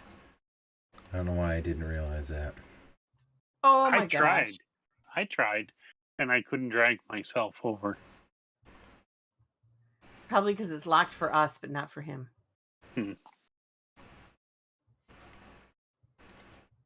Okay, but you can move them now that they're there. Okay. Yep. Very interesting. Barton, are you where you want to be? I can be there. I'm going to have a good look at Jakar when I'm talking to him. So I'll be facing him. Can you push our... Oh, there. I'm going to move her. There. Sorik, you want to... There we go. Vartan, you want to scoot over a bit more so we can all squish in here a bit? I'm going to move her back over this way a little. Maybe not. There. Now we're all around the table. All right. We're symmetrical, Yay. at least are. somewhat. It makes my OCD feel good. So as soon as you sit, this lady will walk over, the waitress. She'll say, "What can I get for you?" Oh, she's Irish. Irish. I've never heard of it. I'll have a glass of wine, thank you. One wine. Bah. We've just got some in from Holmgren. Perhaps you'd like it. He needs to expand his palate. He's Do you have drinking too anything much not of from that. Holmgren? Too much of that Holgren stuff. Well, we do have- I'm fine. It's the half orc I'm more worried about. Yeah. He's lost his flavour for Holgrim ale, if I remember correctly. Yeah. He'll just ask for whiskey. Do you have anything that's not from Holmgren? Oh, we have a couple of local varieties of grape squeezed into bottles and aged. You might call it Anything- local wine. Anything with barley in it? Oh, of course. We have all sorts of spirits. Great. Something not from Holmgren. Well, we have plenty of those. I'll bring you something. Thank you. And she'll look over at Jakar. On your tab, I expect? And he'll say, oh, of course. These are my guests. Oh, Jakar. Well, in that case. Yes. You said Jakar, and I heard Johnson.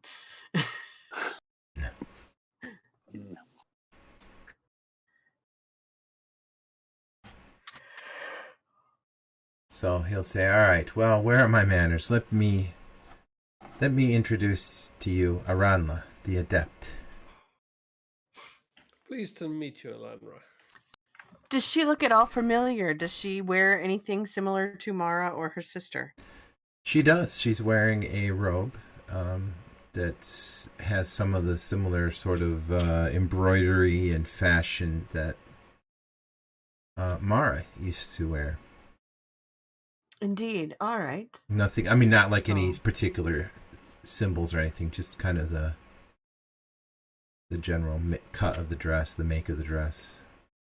Excellent. I'm going to look for an opportunity to casually introduce Mara's name into conversation. Okay. Well, as soon as you do, she will say, "Oh, you know Mara." Yeah, sorry. Mod. We know a Marla. That's why he said that. Mm-hmm. Yes, I've made her acquaintance. Oh, Have you seen her lately? well, yes. I just left the temple and she was there. She is. Well, yes, of course. Oh. What time is it? Oh, it's just sundown, so it's kind of supper time. So we'll say, I don't know, 6:30. Would she? You said you just left there and she was there. Yes. Well, a while ago when I left the temple. Oh. Maybe I'll be able to catch her another day then. Perhaps. Do you find her there often? Oh no, she was gone for quite a while. She was on some sort of assignment, somewhere way up to the east. Which temple is this? This is the Temple of Zaelith.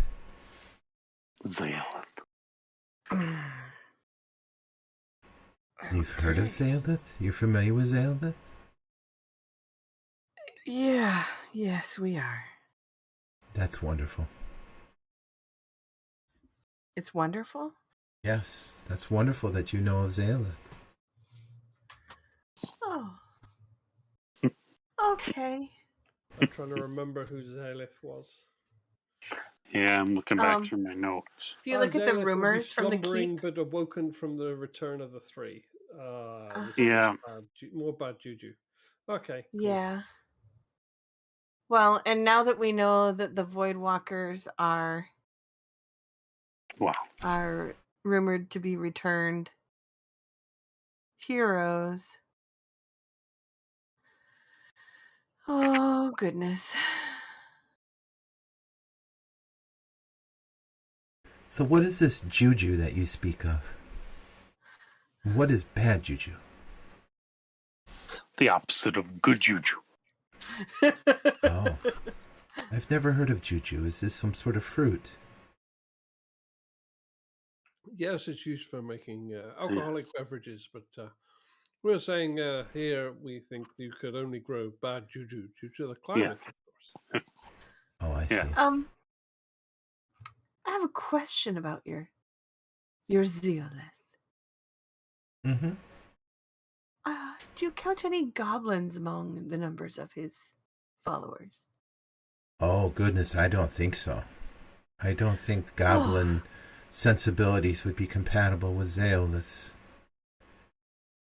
What a relief. The doctrines of Zeolith. What a relief.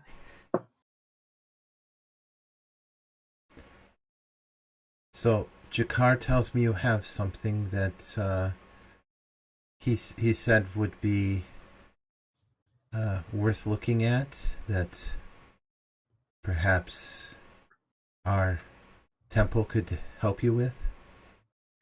Oh, you think so? That would be ever so nice to not have to. Yes, well. Who did we have carrying it? Johnson, right? Johnson. Yeah. But I think it was... Yes. What's that? He's not here. We had Johnson carrying it because he's not here. Right. Oh, that's right. He got stuck with it. He's our little bitch boy. Yep. And apparently he could become our bank Well, if he doesn't come back. So right about that time, your drinks will arrive at the table. and Kitris I will grab mine, finish it, and hand it back to her and say another, please. Oh my!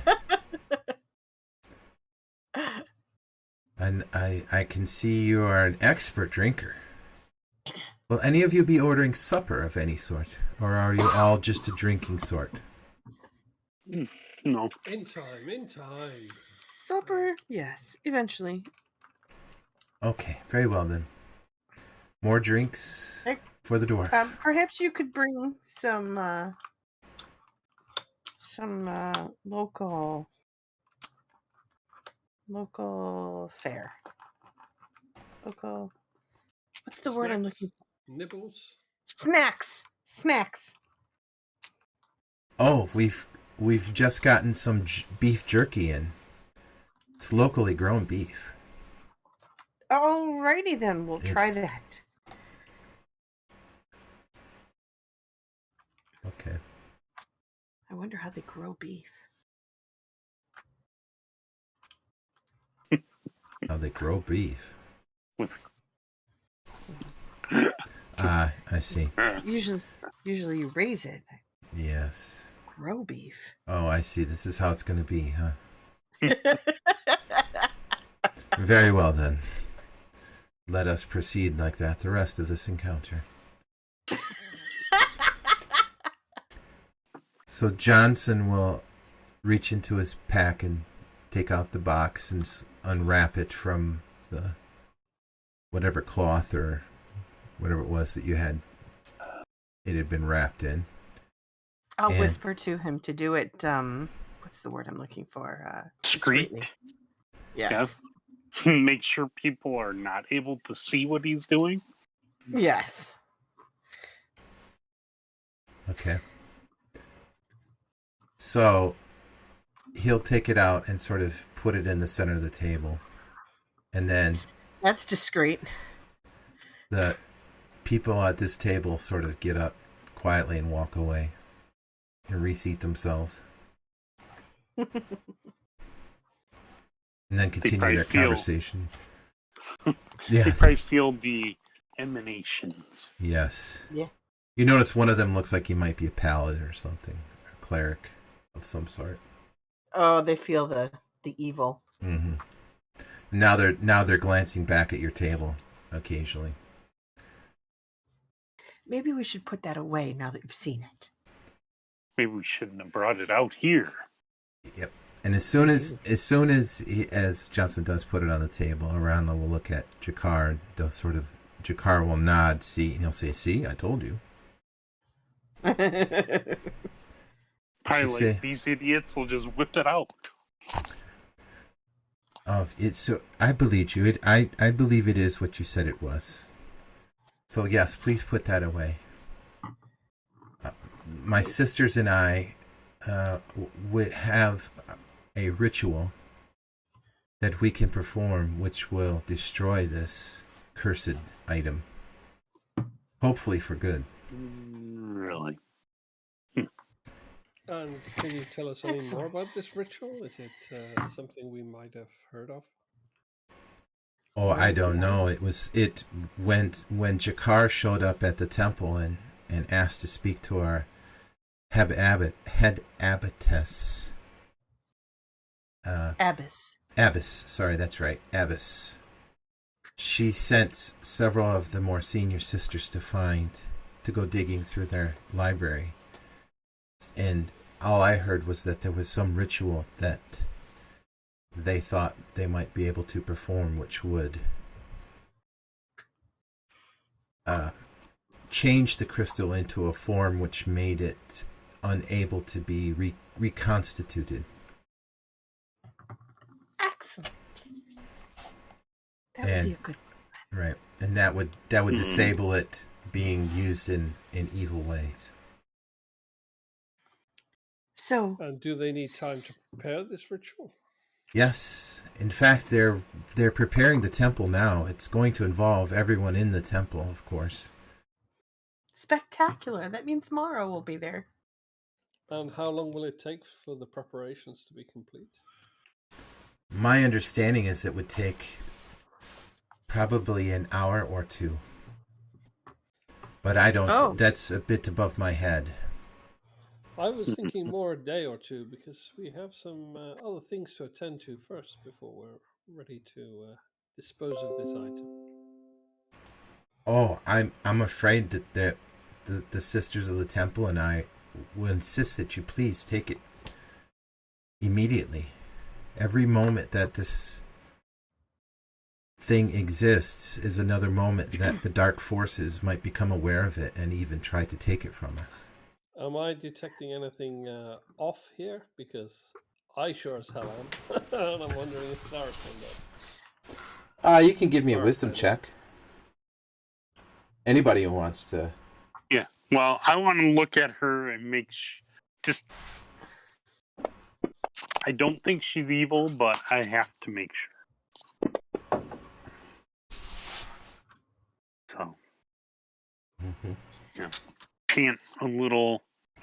While mussing with my beard, chant a little thing to see if I detect any evil ruminations from her. Yeah. Vartan just does his best to explain that we can't just go giving this item to anyone who says, "Oh, we just happen to be able to destroy it." But I try and put this quite diplomatically, but just with the understanding of, yeah, sorry, we don't know who the hell you are. We're not just going to give you this very evil item. Does Sorak want to give me a wisdom check? Or? I will. I will definitely. Your you specifically have detect evil, not detect alignment. Mm-hmm. Yeah. Yes. Okay. Well, you're not getting any sense of evil from her. Arista, perhaps because of her familiarity as a woman, gets the sense that she seems truthful. She does not seem to be deceiving anybody. I'm gonna lean over to Vartan and whisper. if we let them destroy the box, we're finally rid of it. And because they want it destroyed, they are beholden to us. We might certainly be able to find a way to spend some time in this city before we have to leave again. Do you know enough about Zealith to trust them? Well, from what I have managed to surmise, give me a minute, I'm pulling up notes. We don't know much. Well, it would seem that Zealith is slumbering, which means he is not the evil god who is causing the bountiful harvests and putting the poison into the food. He is not the god of the goblins.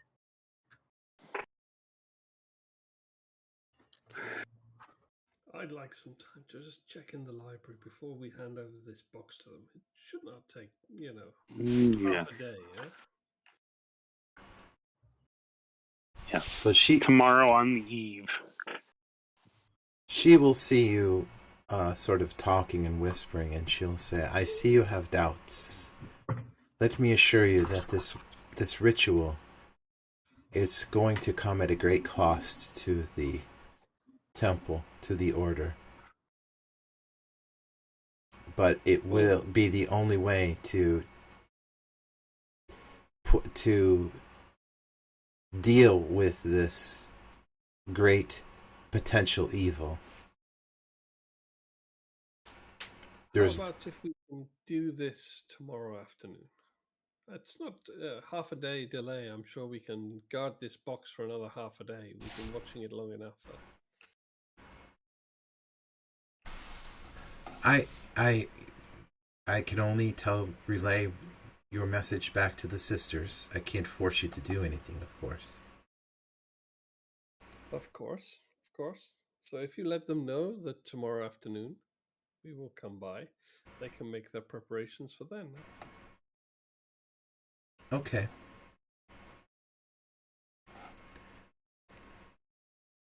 So we've got a whole half a day to figure out who the hell Zealith is. Mm-hmm. And as I'm if sure we're not stepping on something. Right, or stepping into a trap or something, sure. And as if on cue, right as you finish saying that, you hear a great commotion, and the noise in the tavern suddenly stops, and you see a woman near the front entrance. Uh-oh, I recognize this look. Surrounded by two men who look they're dressed for battle. They have leather armor, are carrying swords and bows, and the woman will scream, nobody move, we know it's here.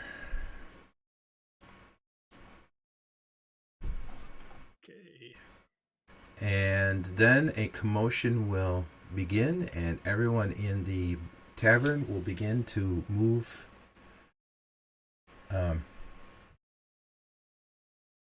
sort away? Of at once. Well, in different varying directions.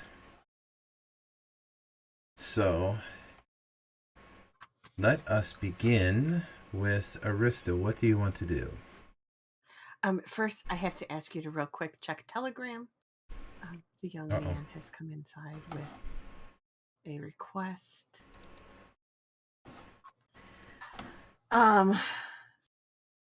Presumably all I see are the ones that have come in, and I can maybe see that there's a few more that are outside the doors, correct? Yeah, the doors have flung open. You'll be able to see at least a person or two. This is like the Western. I wish I could make that sound, you know. Yeah, that one. All right, I feel like you can see exactly. She is sort of scanning the room, so she's just yelled this out in general to the room. She has at this point, she's not like zeroed in on any of you. She's just sort of announcing her demand. I'm sorry, to what the did room. she yell out? Well, Nobody moved. Okay. Nobody move. Nobody moved. We know it's here. So everybody did. And Okay. Yeah, and Yeah. in response, you sense everyone in this room is going to begin to move. Okay. yeah, So I'm thinking I'm going to take the box that's on the table. Didn't And- Johnson put it away already? Yeah, Johnson has Did put he? that away, yeah. Great. so he has I'm it in gonna- his pack. Okay. Okay. So, I am going to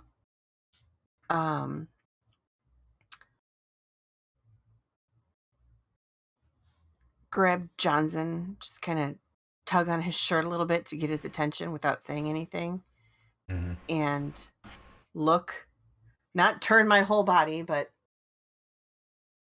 subtly look at the windows that are behind us.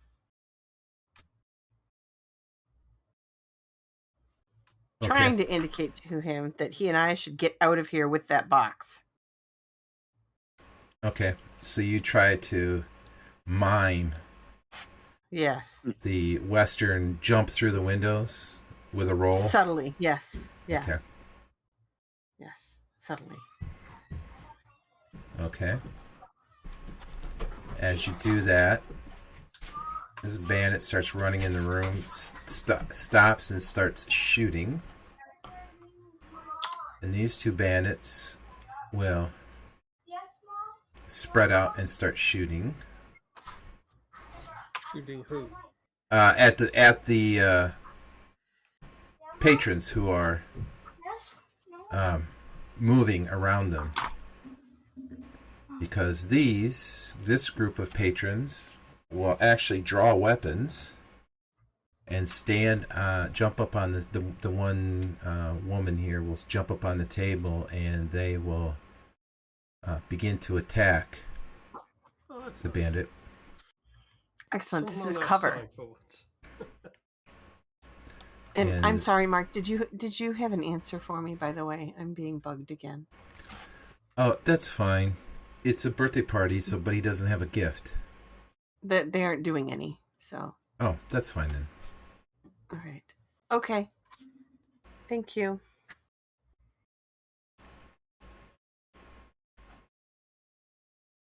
Jakar will also jump up on this table and sort of begin scanning the room as if he's trying to gauge what his next action will be. Aranla will look nervously at Johnson and say, "We should leave."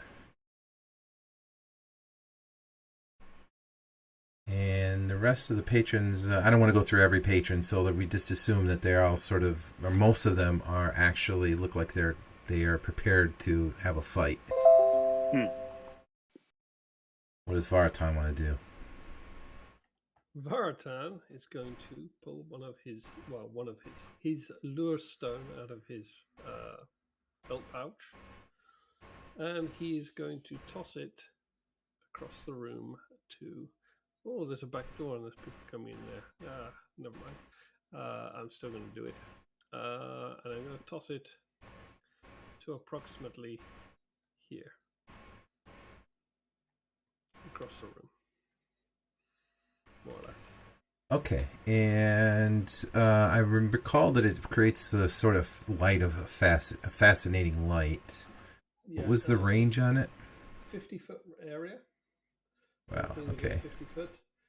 So that- Very bright light, equivalent to 10 torches. Any living creature that spies it must make a successful wisdom save or be attracted to the beam. Once they're within 20 feet, their hold can rupture. If they're attacked, jostled, or in any way interrupted, they can make another wisdom save with a bonus +4.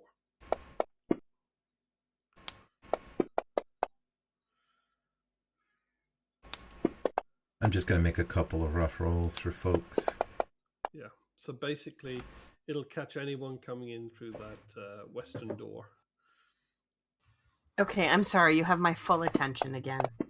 Sorry about that. That's Yeah, okay. so just for So you. let's Jakar's do- on the table. Yeah, we've been- I've just thrown my lure stone across the room to where I put a big X on one of the tables. Ooh, you did magic unlicensed. Okay. No, I just threw a stone. I don't know. In all the kerfuffle, anyone could have thrown that stone, really. Okay. Well, Where's the actually, stone landed? now that you mention it, let us talk about the fact that you just threw a stone clear across a bar, and you want to target a specific place. So, Well, specific, it's there. general within area, yeah, I get it. 20 feet, it's... Um, As long as it doesn't land too close to us, then I'm happy. yeah, I think it's how far will it bounce. Go ahead and roll me an attack roll. Okay. Okay, I will put a thrown attack roll for a dagger. That's the nearest thing. It's just a Yep, thrown attack. no, that's fine. Yep. Okay.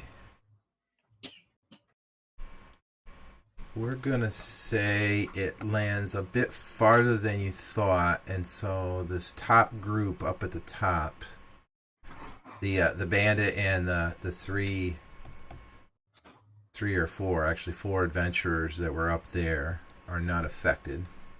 They're a little bit out of range of it. And you also missed one of these women who looks suspiciously like the poor woman whose cottage you burned down, and her sister who you slaughtered in the cavern. And It's such a bad word. yes, and everyone else we're just gonna, just for ease, including the tavern owner and the two waitresses, will all be fascinated. So you managed to take out more than half, not take out, but fascinate more than half of the bar with that. So you still have the group that's just south of you, and the group that's right near the door. Cool. That's Farton. And a bunch of other people don't move. Sorak. Okay. I'm going to just get ready to fight, watching those people, but kind of holding my action at this point. Okay. You notice another woman come in with sort of a gust of wind as the doors fly open for her. And she comes in and immediately she stretches out her hand and sort of flings dust in the air. And the dust covers all of these adventurers that were resisting the stand still command. And she will get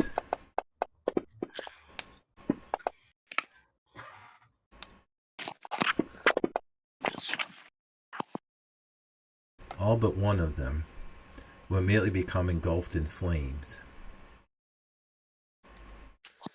Yeah, don't want to mess with her. And Johnson, what would Johnson do? Did Johnson understand Arista's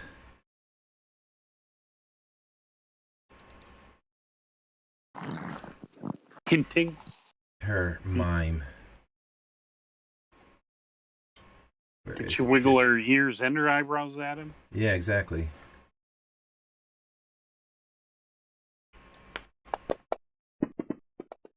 Oh, I think he caught the clue. Hooray! So what was it you were trying to get him to do, Jen? Exit stage north. Exit stage north. Oh, through the Yeah. windows. That's right. She did say the windows. Yep. All right. So he begins moving towards the windows, and he'll stop short as if to say, "Are we sure we want to do this?" That is Johnson.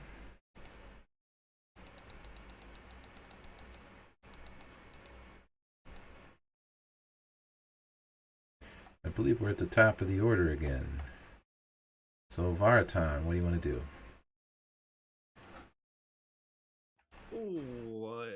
So you've got the whole group. Oh, I'm going to try to draw. Am I going to try to draw? I'm going to try to draw. Where's my tint? I can pick a color. There. So this group seems to be preoccupied, and this group still seem to be. When you say this group, I'm not seeing it. Yeah, we're not. Are you not seeing the Nope. No. painting? Nope. How about there? Nada. Oh my goodness.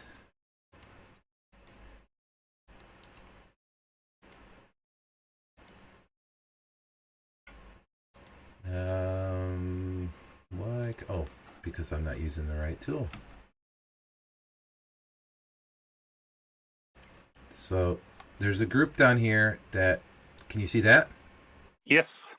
Okay, so the group with the X, they seem preoccupied. Then there's this group here, and this group here, which seem to be in full-on fight mode. So, what would you like to do? Okay, I'm also going to go check out... What can I see through the window? It just looks like an alleyway, a street. Okay, so I will move over and... I'm just checking one thing super quick.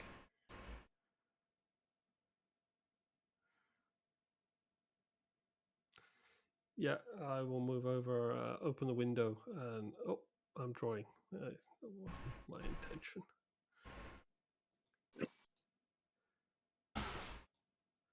And now I close the map back. So, Jesus. Uh-oh. Okay, My ineptitude is catching. Apparently so. There we go. Yeah, so I'll move over to the window, open the window, and get the hell out of Dodge. Okay. We're indicating to Johnson to follow. Hoping that everyone's distracted by the chaos of the lure over in the corner. And the fact that these people erupted into flames. Yes, and the people putting up a fight in the middle of the tavern. So, Are you back, Jen? beckoning everyone to come through.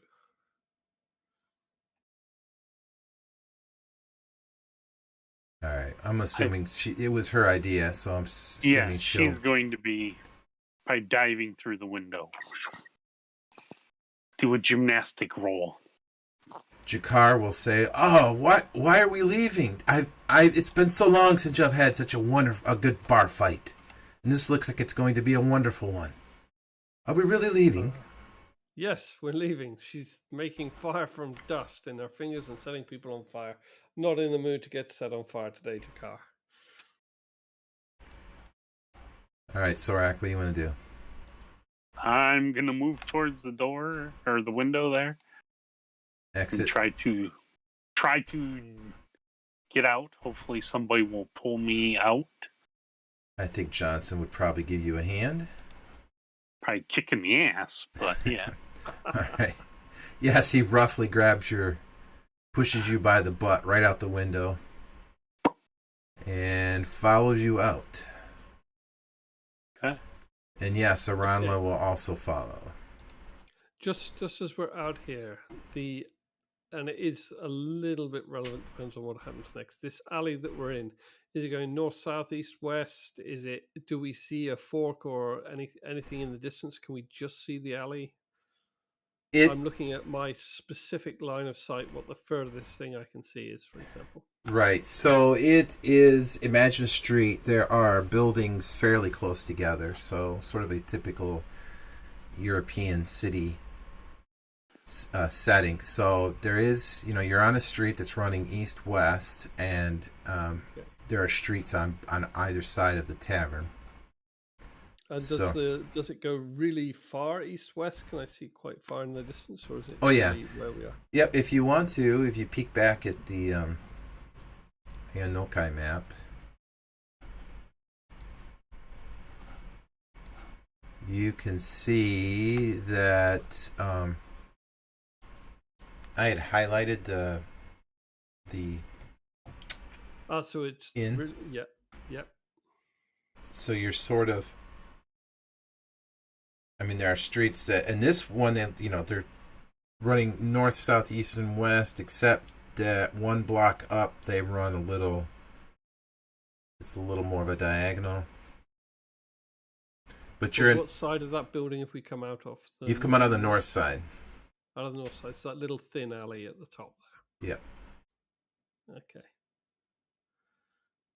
Okay, so if I take just a step to the corner, I can see. Yeah. Mm-hmm. Okay. Because what I'm looking at, if you're on that map, can I draw on that map? I can't draw on that map. Yes, I can. Yes, I can. Hang on. Oh, okay. So I can see there, yeah? Oh, yeah. Yep. You can see, yep. And that looks like there's some sort of, not a quad, but whatever you want to call it, a neighborhood just to the east of you. Because what I might do is put a fold space on the wall opposite us. No, on the wall adjacent to the window, so you can't even see it if you look out of the window because it's on the same wall. That portals to that far end of the street. To there. Okay. Yeah, that's what I'm thinking to do on my next round, by the way. I'm just giving you a heads up. Okay. So that we can get out of here, and then if they follow us through the portal, then the portal will exist for 4 rounds, but I'm hoping they'll stall and not just jump through a portal. That's if they even see it, because it's on the same wall that the windows are on. Right. So, if I understand you correctly, you're going to put the one end of the thing on the southern wall of the building.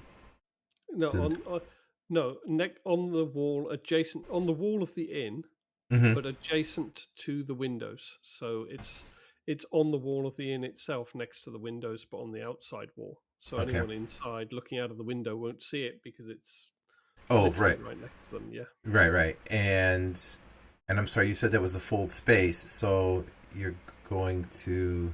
Yeah, because fold space, the way that I've been using it with the static runes, that's the alternative use of it. Normally, fold spaces allows you to make a portal between 2 points that you can see. Okay. Now, I see. Normally with scrying and things in mind, and that's why I was asking what I could see, because then I could just fold space to this end of the alley. I see. So is your intent to run down to the end of the alley, or no?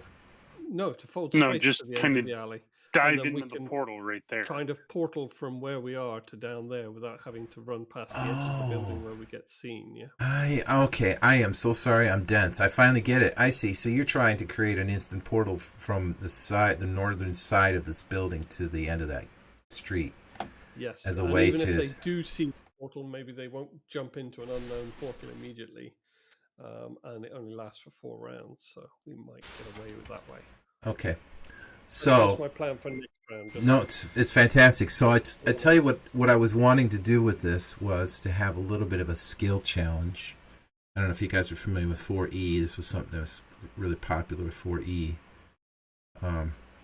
But I thought we might have a little play with it. And that is, the idea is that you would come up with interesting ways to use various skills.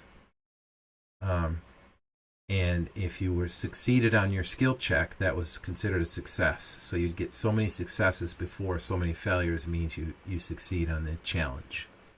If that makes sense. I see. Yeah. So, what's that? I didn't say anything. I was just going to say. Oh. So that was my. That was your success. Yeah. So you actually did a very specific thing. So it wasn't even really a skill check. You actually used one of your spells, and that's fine. So, or one of your well, not spell, but you used one of your runes. Abilities. Yeah, abilities. So you're free to use that. You're free to use any other thing if you want to say, well, maybe I climb up on the roof to get a better vantage, to find a better way to escape. Then that's. It's a little abstract, but it's fine. So as long as you succeed on whatever the skill check is, that will be that.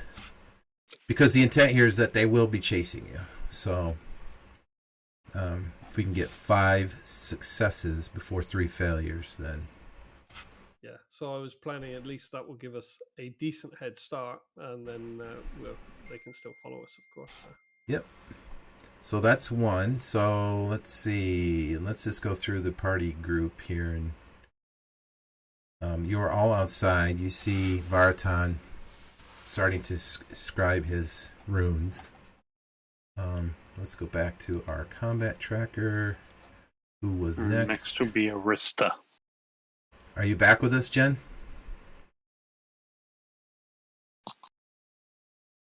No. Okay, we'll delay on her for a moment. Jakar.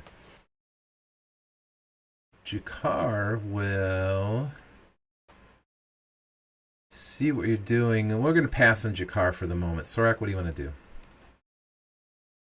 I'm going to kind of go down to the edge of this building and peek around it. Okay. You want to see if they're pursuing? Or I are want you to see, because that guy came in through the window. So I want to see if there's anybody else out there and what they seem to be doing. Have they went inside or what? So I'm sorry, I just want to peek around the corner. When you say they came in through the window, because in the image of the inn, the one guy from the right looked like he was coming in through the window. there's actually that's a back door. Okay, then Yeah, I'm just going to look around the back door. Okay, so you see the side that's there, and you notice, you just see another armored man and two women who look just like the poor woman in the woods whose house you burned. Okay. Head into the You to like the tavern. reminding us that we burned her house down, but we didn't kill her Yes. first. No, we killed her after. That's right. That's right. No, you killed her we after. killed her after. Because we set her house on fire to get her out of there. Mm-hmm. It Like worked. the good, holy, and pious people we are. Mm-hmm. Yes. That's the one. Okay. So yeah, that's all I want to do is just peek around the corner. Okay, so it looks like for the moment that everyone, all of your attackers, would-be attackers, are still in the inn.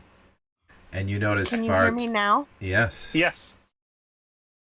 Goodness. I think the young man unplugged my microphone while we were Oh my in our goodness. discussion. I All am right. so sorry. You're going to have to explain to me how that happens. Afterwards. The cables, yeah. Okay. I'll give you a chance. So, how much of this have you heard? Do you understand what's going on at the moment, or?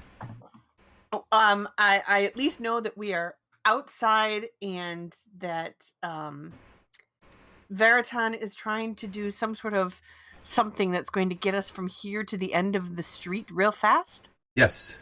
Yes. And that for the moment, at least for the immediate future, there's a strong potential you will be pursued. So this is sort of a skill check, which I know you were familiar with. I caught that before. part too. Yep. Yeah. Okay.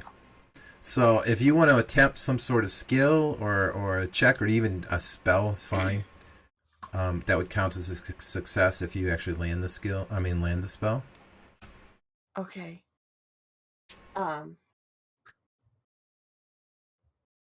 Okay. I think that I would like to. Do we see any of the opposition between us and where we're trying to get to? No, the northern street on which you're standing is clear for the moment.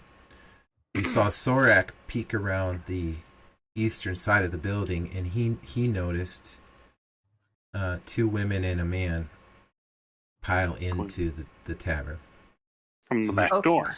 from the back door. And so for the moment, that street is clear.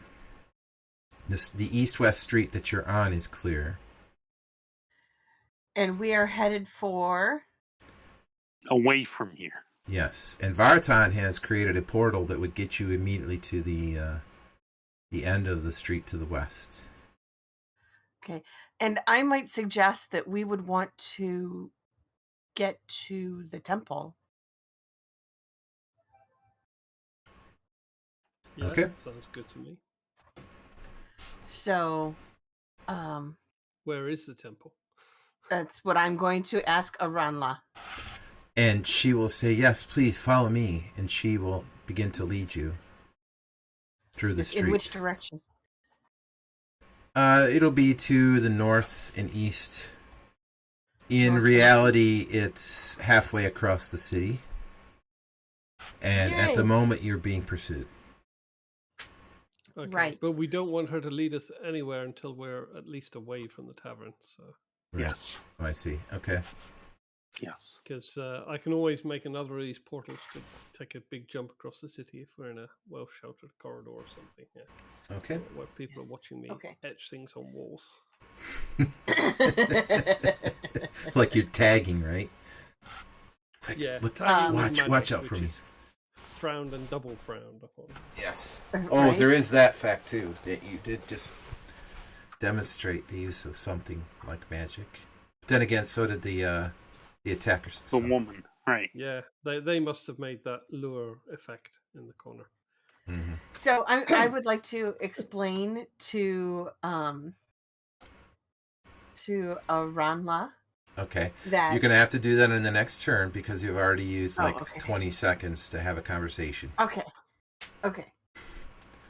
Okay, let's just go back up to the top of the order again. So, Vartan, you've got people standing around talking about where they should do next. And Right, I tell them to get through. Go ahead. To get through the portal, just to get away from here. Now the window, I guess if you don't open it, it's not easy to get through. There are crossbars and things on it. It's not like giant pane of glass that you just break and go through. The window on the bar? The one that we yeah. opened, yeah. Yeah, no, it was just a regular window. There's no bars on it, no. Well, not bars. I mean, like lots of little panes, and it's made of like crosshatch of wood. Oh, I see what you're It's saying. not a giant piece of glass that you can just. Oh, break I and go hadn't through. thought of that. That's a very good point. It really It's would probably more be. just like shutters. Yeah. Well, if there's shutters, then that will do. If there's shutters, Yes. I can quickly slam the shutters across on it, Mm-hmm. and then I'm going to etch a rest motion on the shutters. So Oh, they try and very close up nice. with Why? the- I think there's really not going to be a need for this skill challenge because you're gonna bar the place and burn it down here in a moment. I think. I'm not burning the tavern down. Yeah, we're not pyromaniacs, arsonists. We Everywhere burned you one go. house down, and now he expects us to burn every building. Well, I'm just saying. I get that You sense. burn one witch. Yeah. Suddenly, everyone's a witch, and every house needs to be burned, purified. Yes, purifying fire. Okay, so you take another couple seconds and you begin casting your rune on the shutters. And yeah, let's just make it easy. We'll do shutters because I hadn't thought through that window would, if it was a window, wouldn't be huge pane of glass, like you said it would be. But shutters makes more sense, given that this area is fairly temperate. So let's see what else. Okay, so that's Faratan. Arista, you're up again. What do you want to do? You want to continue your conversation with Aranla? Yeah, the portal lasts 4 rounds. Don't forget, guys. Yep, so you're a round in. I wanted to tell her about my spell that I can do where I can dig that tunnel and come out and miles away from here, but I can only hold it open for 2 people unless I have help. Mm-hmm. So you begin describing the finer points of Bramble Burrows to her. Yes, hoping to enlist her assistance. And she'll say, and where does the exit go? It's Where's the random, but exit? important. It's random, but most importantly, away from here. But I know where the temple is. I can take you there. Why do we need to? It seems like your friend is doing a great job of preparing this place to be purified. Yes. Perhaps Yes, he is. perhaps he's Purified? Wait, what? he's I does he need a match? Is he going to burn the place next? No, We What didn't would start make you the think fire. that?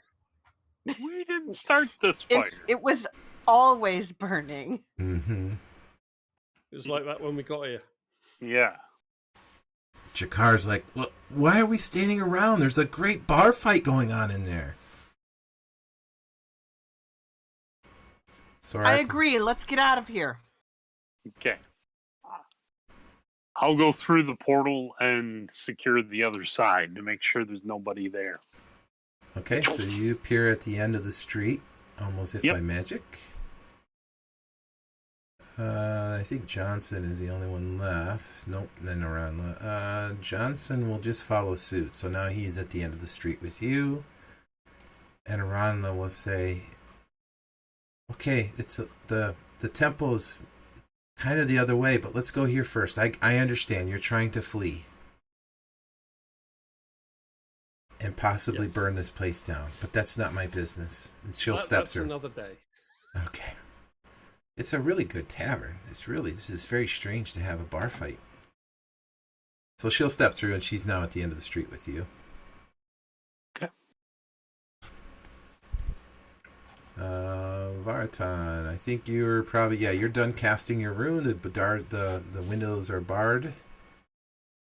Okay, is that both windows, or is that... Yeah, both windows, yeah. No, okay. That's fine. Then I will step through the portal as well. Okay, Arista, they don't seem to want to be waiting for you to bramble your burrow. I'll go through the portal then. All Just saying, it's an option. Jakar will look over. Oh no, Johnson was already at the end of the street. Yeah, so Jakar will look over at Aranla and step through. She went through. Oh, she already went through. That's right. All right, so he'll step through. Yep. So now I'm gonna make my way down to the kind of the edge of the building, kitty corner from the axe, and just kind of look around to make sure there's not people running down the street. Try to assess the situation a little bit. Okay. Nope. The street looks relatively quiet for supper time. I mean, you see people about, but there doesn't seem to be any alarm or commotion or anything. Yep. So, with that, we'll kind of wave everybody to come on and roll.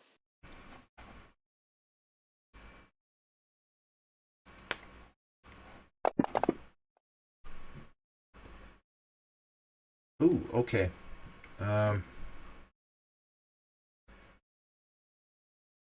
So you're going to go ahead and proceed down towards what, the main street there? No, not the main. I want to kind of go around the corner, kitty corner here. Okay. From the axe. When you say axe, you the mean axe. Oh, the axe. The building that has like an X in it. Yeah. I think I see what you're saying. Yeah. Just kind of head west-ish from there. How do I make that drawing? It's going to draw a huge line. How do I make that line smaller? You gotta like move it just a terrible bit. Go there. I just splodged. Yeah, more towards the east-ish. But yeah, that's where I was talking. Yeah, okay. That was roughly what I was thinking. Yep. Thinking maybe come up and then move this way, away. Okay, so west and then north again around the back of that building. Yep.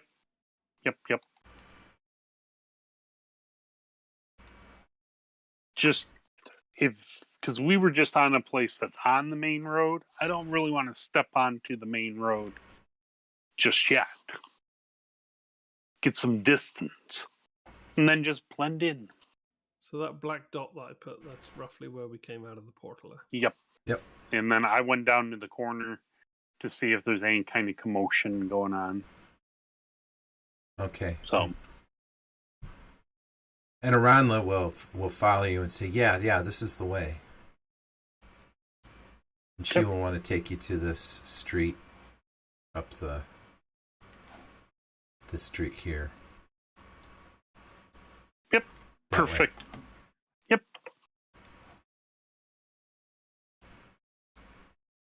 Okay. No, of course I closed the stupid image, but yeah.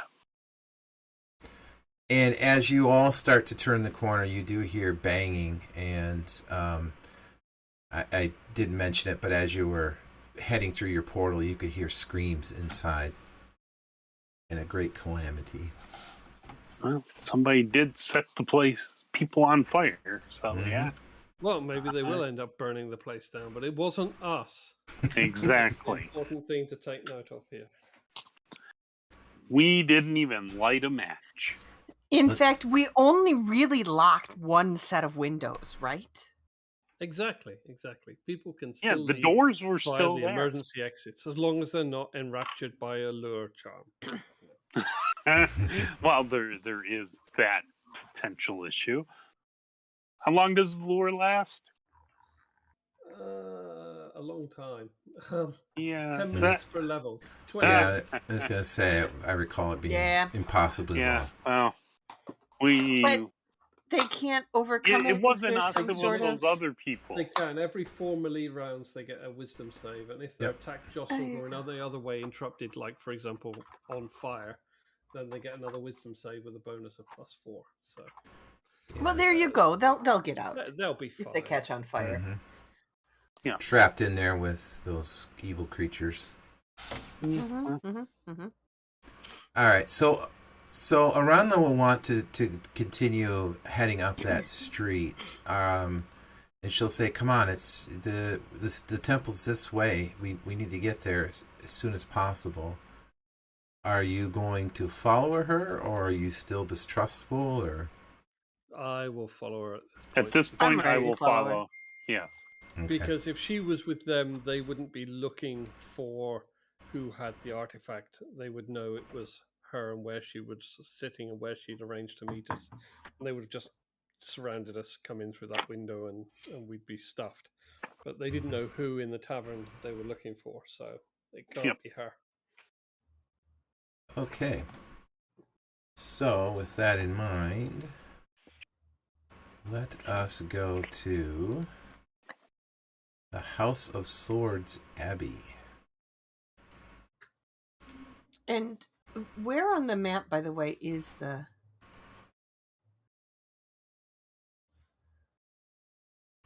The Abbey? Yeah. Abbey Normal. Well, okay, if you go back to... Do you mean where in Inokai stuff is? Yeah. Or? I'm just Okay. curious. No, that's fine. So, just to give you a little bit of bearing here. You As said it we was look- to the north and the east. Yeah, so if you zoom out a bit. Mhm. So you're in one of the more upscale districts. And then, Oh. actually, let me see. Yes, so do you see the districts layer now? Oh, probably not. How about now? Oh, yeah. Yeah. Ooh, Okay. Shiny colors. Yep. So the yellow represents sort of more of the general citizenry of the town. The blue represents, there's two districts where there's merchants and that sort of thing. And the green up on the hill is the citadel and the king's palace is there. Castle. Mm-hmm. Yeah. And then finally the I'm sorry, not the citadel. It's palace, his palatial estate. And then finally the pink or light red there is where the abbey is. So she is going to lead you essentially across the city. Across there's a level change there where you're going up. You betcha. Yeah. And across the river. The river, And then there's And through the woods. Exactly. And then there's sort of a road that ascends to the Yes, I see it. the temple, the abbey. Yep. Now, is there a yellow line over a bridge? Yes. There has to be. Yes. Is it a bridge there? Because I can kind of see the black underneath it. Well, Yeah. I'll take away the... Yep. Okay. We see where we're headed. Mm-hmm.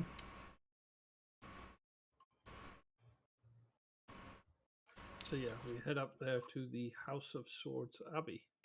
Yes, which is super cool. another map. Is it supposed to be all visible? Because it is. The map? Yes, it is. Yep. Mm-hmm. Okay, cool. No fog of war here. So as you ascend to the temple grounds, you do see a large structure representing the temple itself, the church. And then there are a couple of other smaller buildings to the side where the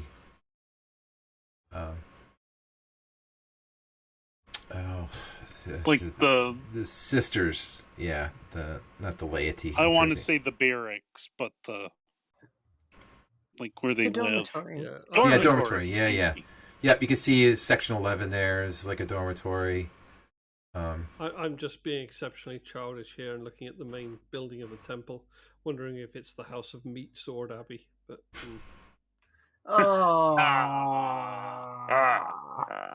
I'm sorry. Mm.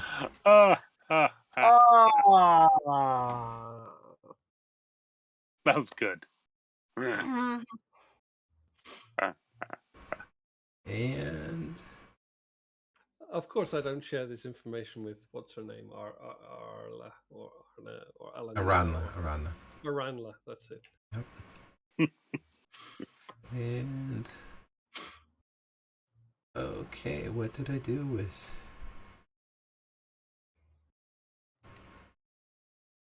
Oh, okay.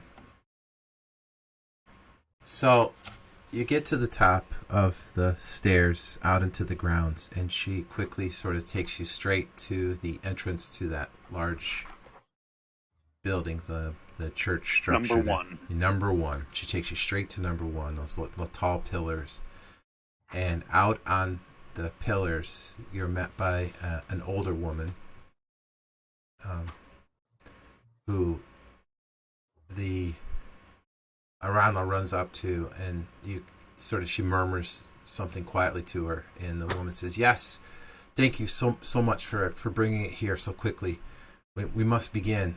My understanding is that they've discovered that you have it and that it's here in the city, so we must begin immediately." And she'll beckon you into the church.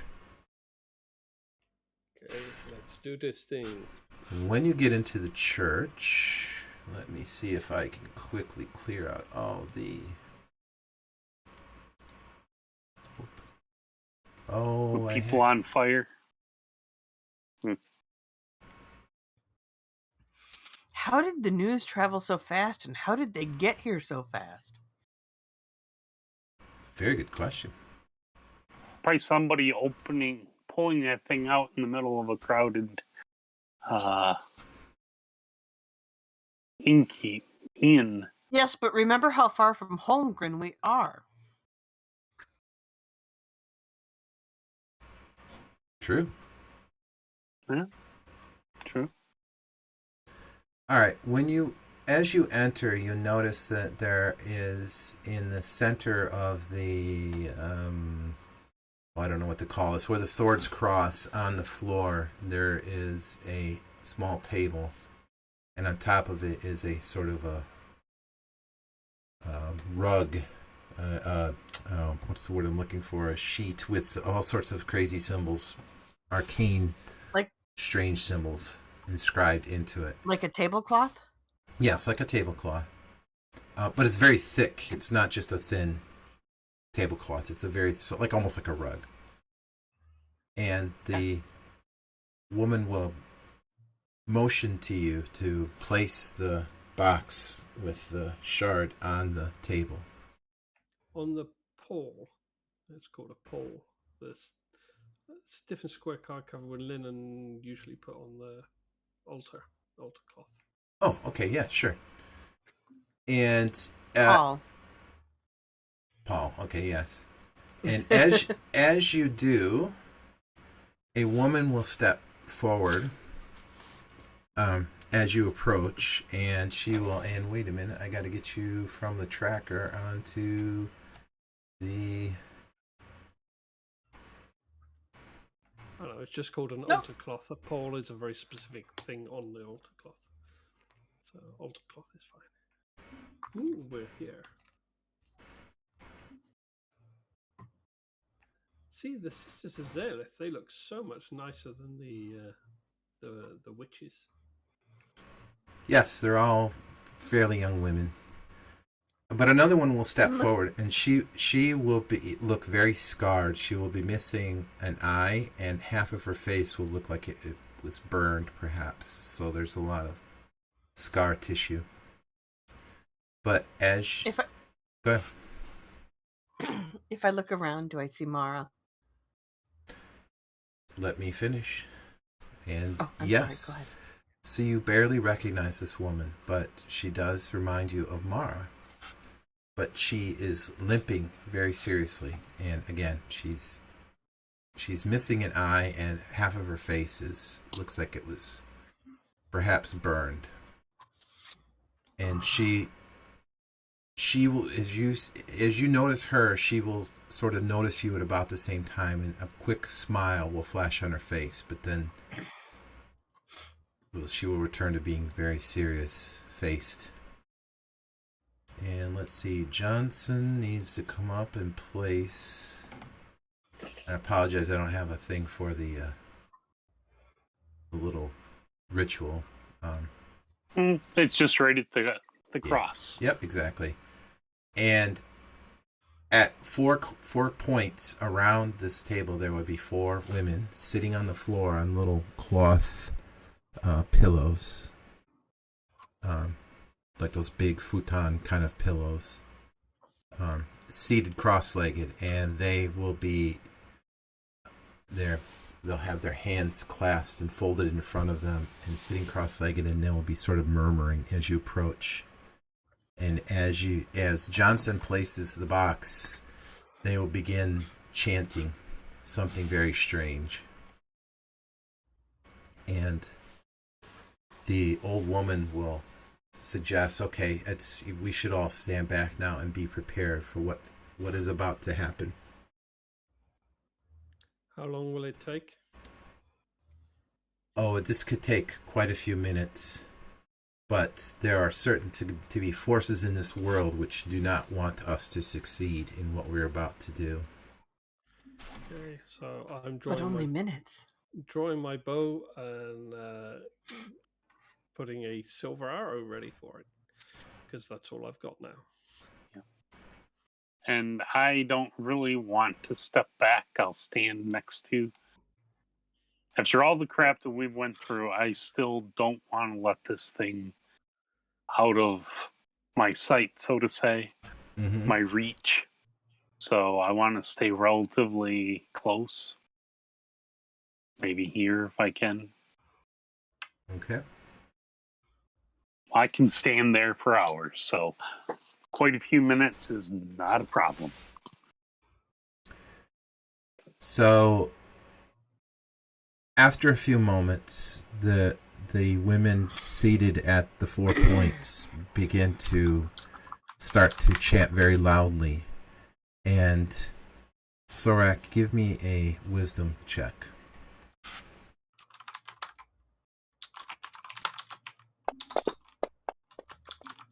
Oh, you nailed it.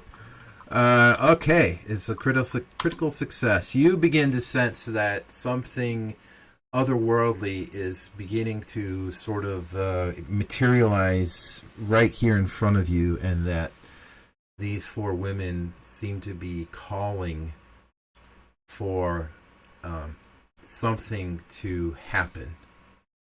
And it appears as though they are binding themselves even to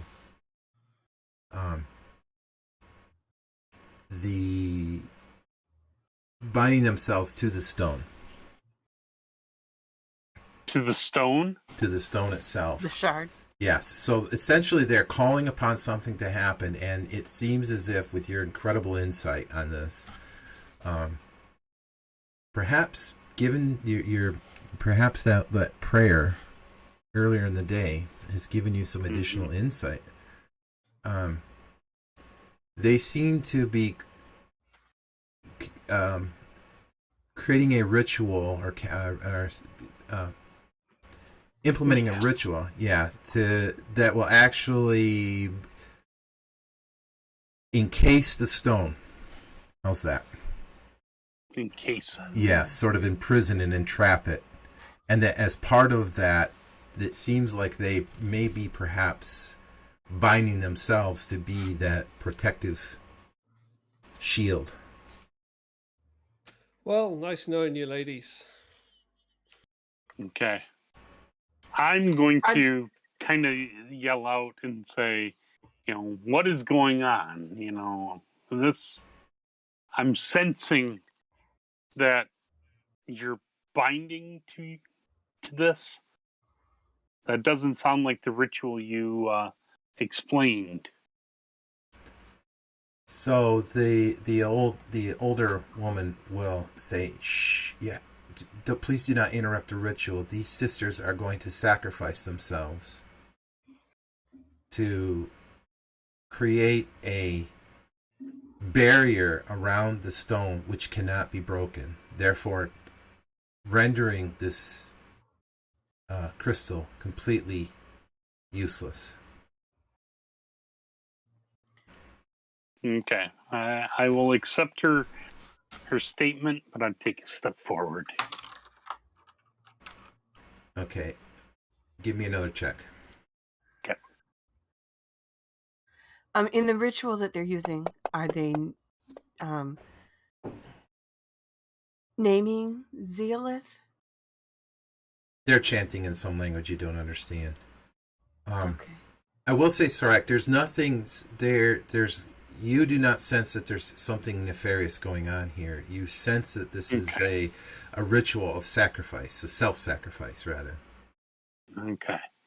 And that what the women are trying to do is invoke some greater power that will enable them to transform their material selves into a sort of ethereal guardian, material. And therefore they're going to offer up their souls for this. This sounds like something, I would say, akin to like my soul. You give yourself up to the greater good. So that's kind of what it sounds like. And I just want to, I will stand watch as they do a great and honorable thing. But I'm staying close. Perhaps it's a good thing that you are of the mind of being protective of the ritual and what is going on, because a few moments after you step forward, you begin to hear sound outside, like a great wind has picked up. Sort of like the rushing loud sounds of a tornado almost outside. And you hear just a rapid succession of cracks as if lightning has struck repeatedly, and immediately followed by the loudest thunder you've ever heard. And then you hear a loud shout go up outside, and you will hear several voices screaming, "It's to the northeast." And as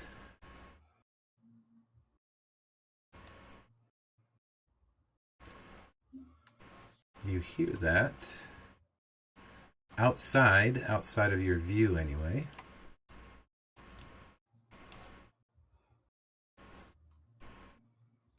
a set of creatures appears, sort of as if they were summoned by the lightning itself, in the northwest, and an encounter begins. As many of the other sisters were outside along with a couple of men, surrounding and possibly prepared for this sort of eventuality. And that is going to have to be where we're going to end it for today. Okay, I do have one question. Yes. The 4 women who are making the ritual, it's just those who are chanting and involved in the ritual, right? Yes. Everyone else Okay. seemed to be sort of standing guard as if they were prepared for something to happen. Would it be feasible to ink the back of their robes while they're doing this with a rune, for example? The 4 women on the floor? Yeah. Very interesting. Would it be feasible? Well, you could certainly give it a shot. Okay. Would it- Just to give you a heads up, what I'm thinking to do next week is to spend my first 4 rounds putting a bend light on the back of each one of them to effectively make them invisible while they're doing their ritual to protect them while we deal with whatever else is going on. Does it have to be put on the person, or can it be put maybe on the ground? Well, we had this discussion last time I used this. Okay. I'm sorry, I don't remember it. The rune it sounds overpowered. So what we said is bend light allows the user to manipulate light, forcing it away from the rune's target. Affects a 20-foot diameter sphere and lasts 1 turn per level, so 20 minutes. Redirected light makes the target invisible from anyone looking at it, as no light is reflected back from the target for the eye to see. It does not, of course, hide the target from other senses such as smell, touch, or even magical vision such as true seeing. Now, what I was saying is last time is this 20 diameter sphere seems a bit OP. You know, if I make myself invisible and everyone just stands close to me, they're all invisible. Right. And what we said is this will affect a thing that's up to 20 foot diameter. Oh, right. I see what you're saying. So it's not overpowered. So then I would need to put it on them to designate them as being the thing. Yep. I vaguely remember this discussion now. So yeah. That makes sense. Okay, So think about for next time. Yeah, I was going to say I think about it because I can tell you right now that the sisters themselves are completely engrossed, so they're not even going to know. They're not even going to notice. But those standing around, particularly Mara and the older woman who greeted you at the door, will probably try to prevent you from, because they won't understand what you're trying to do. So yeah, I will be explaining. I'm doing this to make them invisible or something. Once the first one's done, they'll see the effect that she's still chanting and stuff. But they just can't see her anymore. Right. But yeah, okay. That's. I'm giving you a heads up on the plan so you can think about how it will work or won't work and Yep. Now, you have Mara listed as hostile. Is she? Oh, she is not. That's okay. I'm trying to do this the easiest way. It's hard to put icons on here all at once unless you put them into an encounter. At least that's the only way I know how. So, but yeah, she's not. There's only certain creatures right now that are hostile, and she is not one of them. The demon creatures. Yes. Oh, I see. Yep. She is friendly. Thank you. If not a bit standoffish at the moment. Yeah, right. Okay. So to recap, there were a bunch of folks outside, which I'm going to give you the benefit of the doubt that you might have noticed them as you were coming in. They were dressed. Yeah, people standing all over. Yeah. Just kind of. Mm-hmm. Yeah. On guard. Oh, Aramla would be in here too. And yeah, and that's where we'll pick it up next time. You Sounds have good. 2 Aranlas. I do. That might have been on purpose, huh? Mhm. Matter of fact, where is Aranla 2? Where is? We shall find. Oh, wait a minute. That's why. Okay, I'm sorry. I got these goofed up a little bit. I thought I had someone else. This is Aranla 2 is the older woman, so we'll give her a different name. We'll just call her older woman.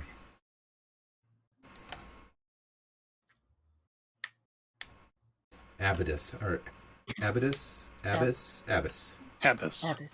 Holy cow!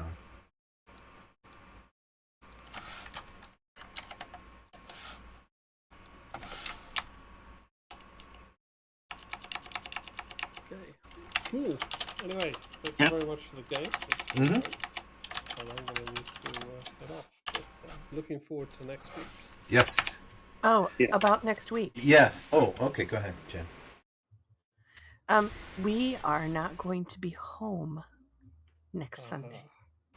Well, what So- were we gonna do? We probably want to talk about this afterwards because I was thinking we would just not go to the party till afterwards. Oh, okay. But maybe let's talk about it in the channel because you might be right. Maybe we Okay. need to be there the whole time, but Okay. or maybe we could. Would it be possible for us to start this and end this an hour earlier? Does that work for you, Pete? An hour earlier I can do, yeah. Yes. Not a problem. Okay, so maybe we can do I that and can. still get this in, but let's confirm in the chat.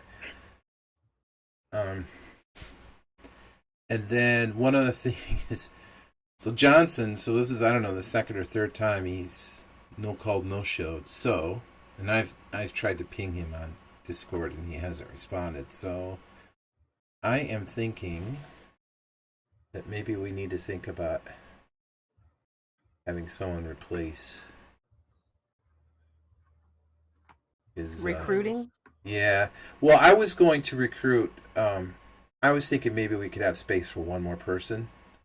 Mhm. You know, and then cap it at that. But now I'm thinking we need to get two more people, one to replace. Mhm. Well, I think if we start with one more, see how it goes, and maybe they even know a second person who's interested in joining, Yep. or they don't work out, or they're really good, and then we say, in fact, it's really gelling, and then play it by ear from there. And so one at a time, rather than suddenly two more new Yep. people in the group. Yep. That's good. Works for me. Yeah. And if you Works for guys me. know someone, please feel free. So Cool. I will think about that. very good. Okay, fantastic. Thanks Yeah. very much, guys. Thank you. And, see you next time. Yep. Cheers. Have a good one. Cheers. See you, bye. Good night, Bye. everybody.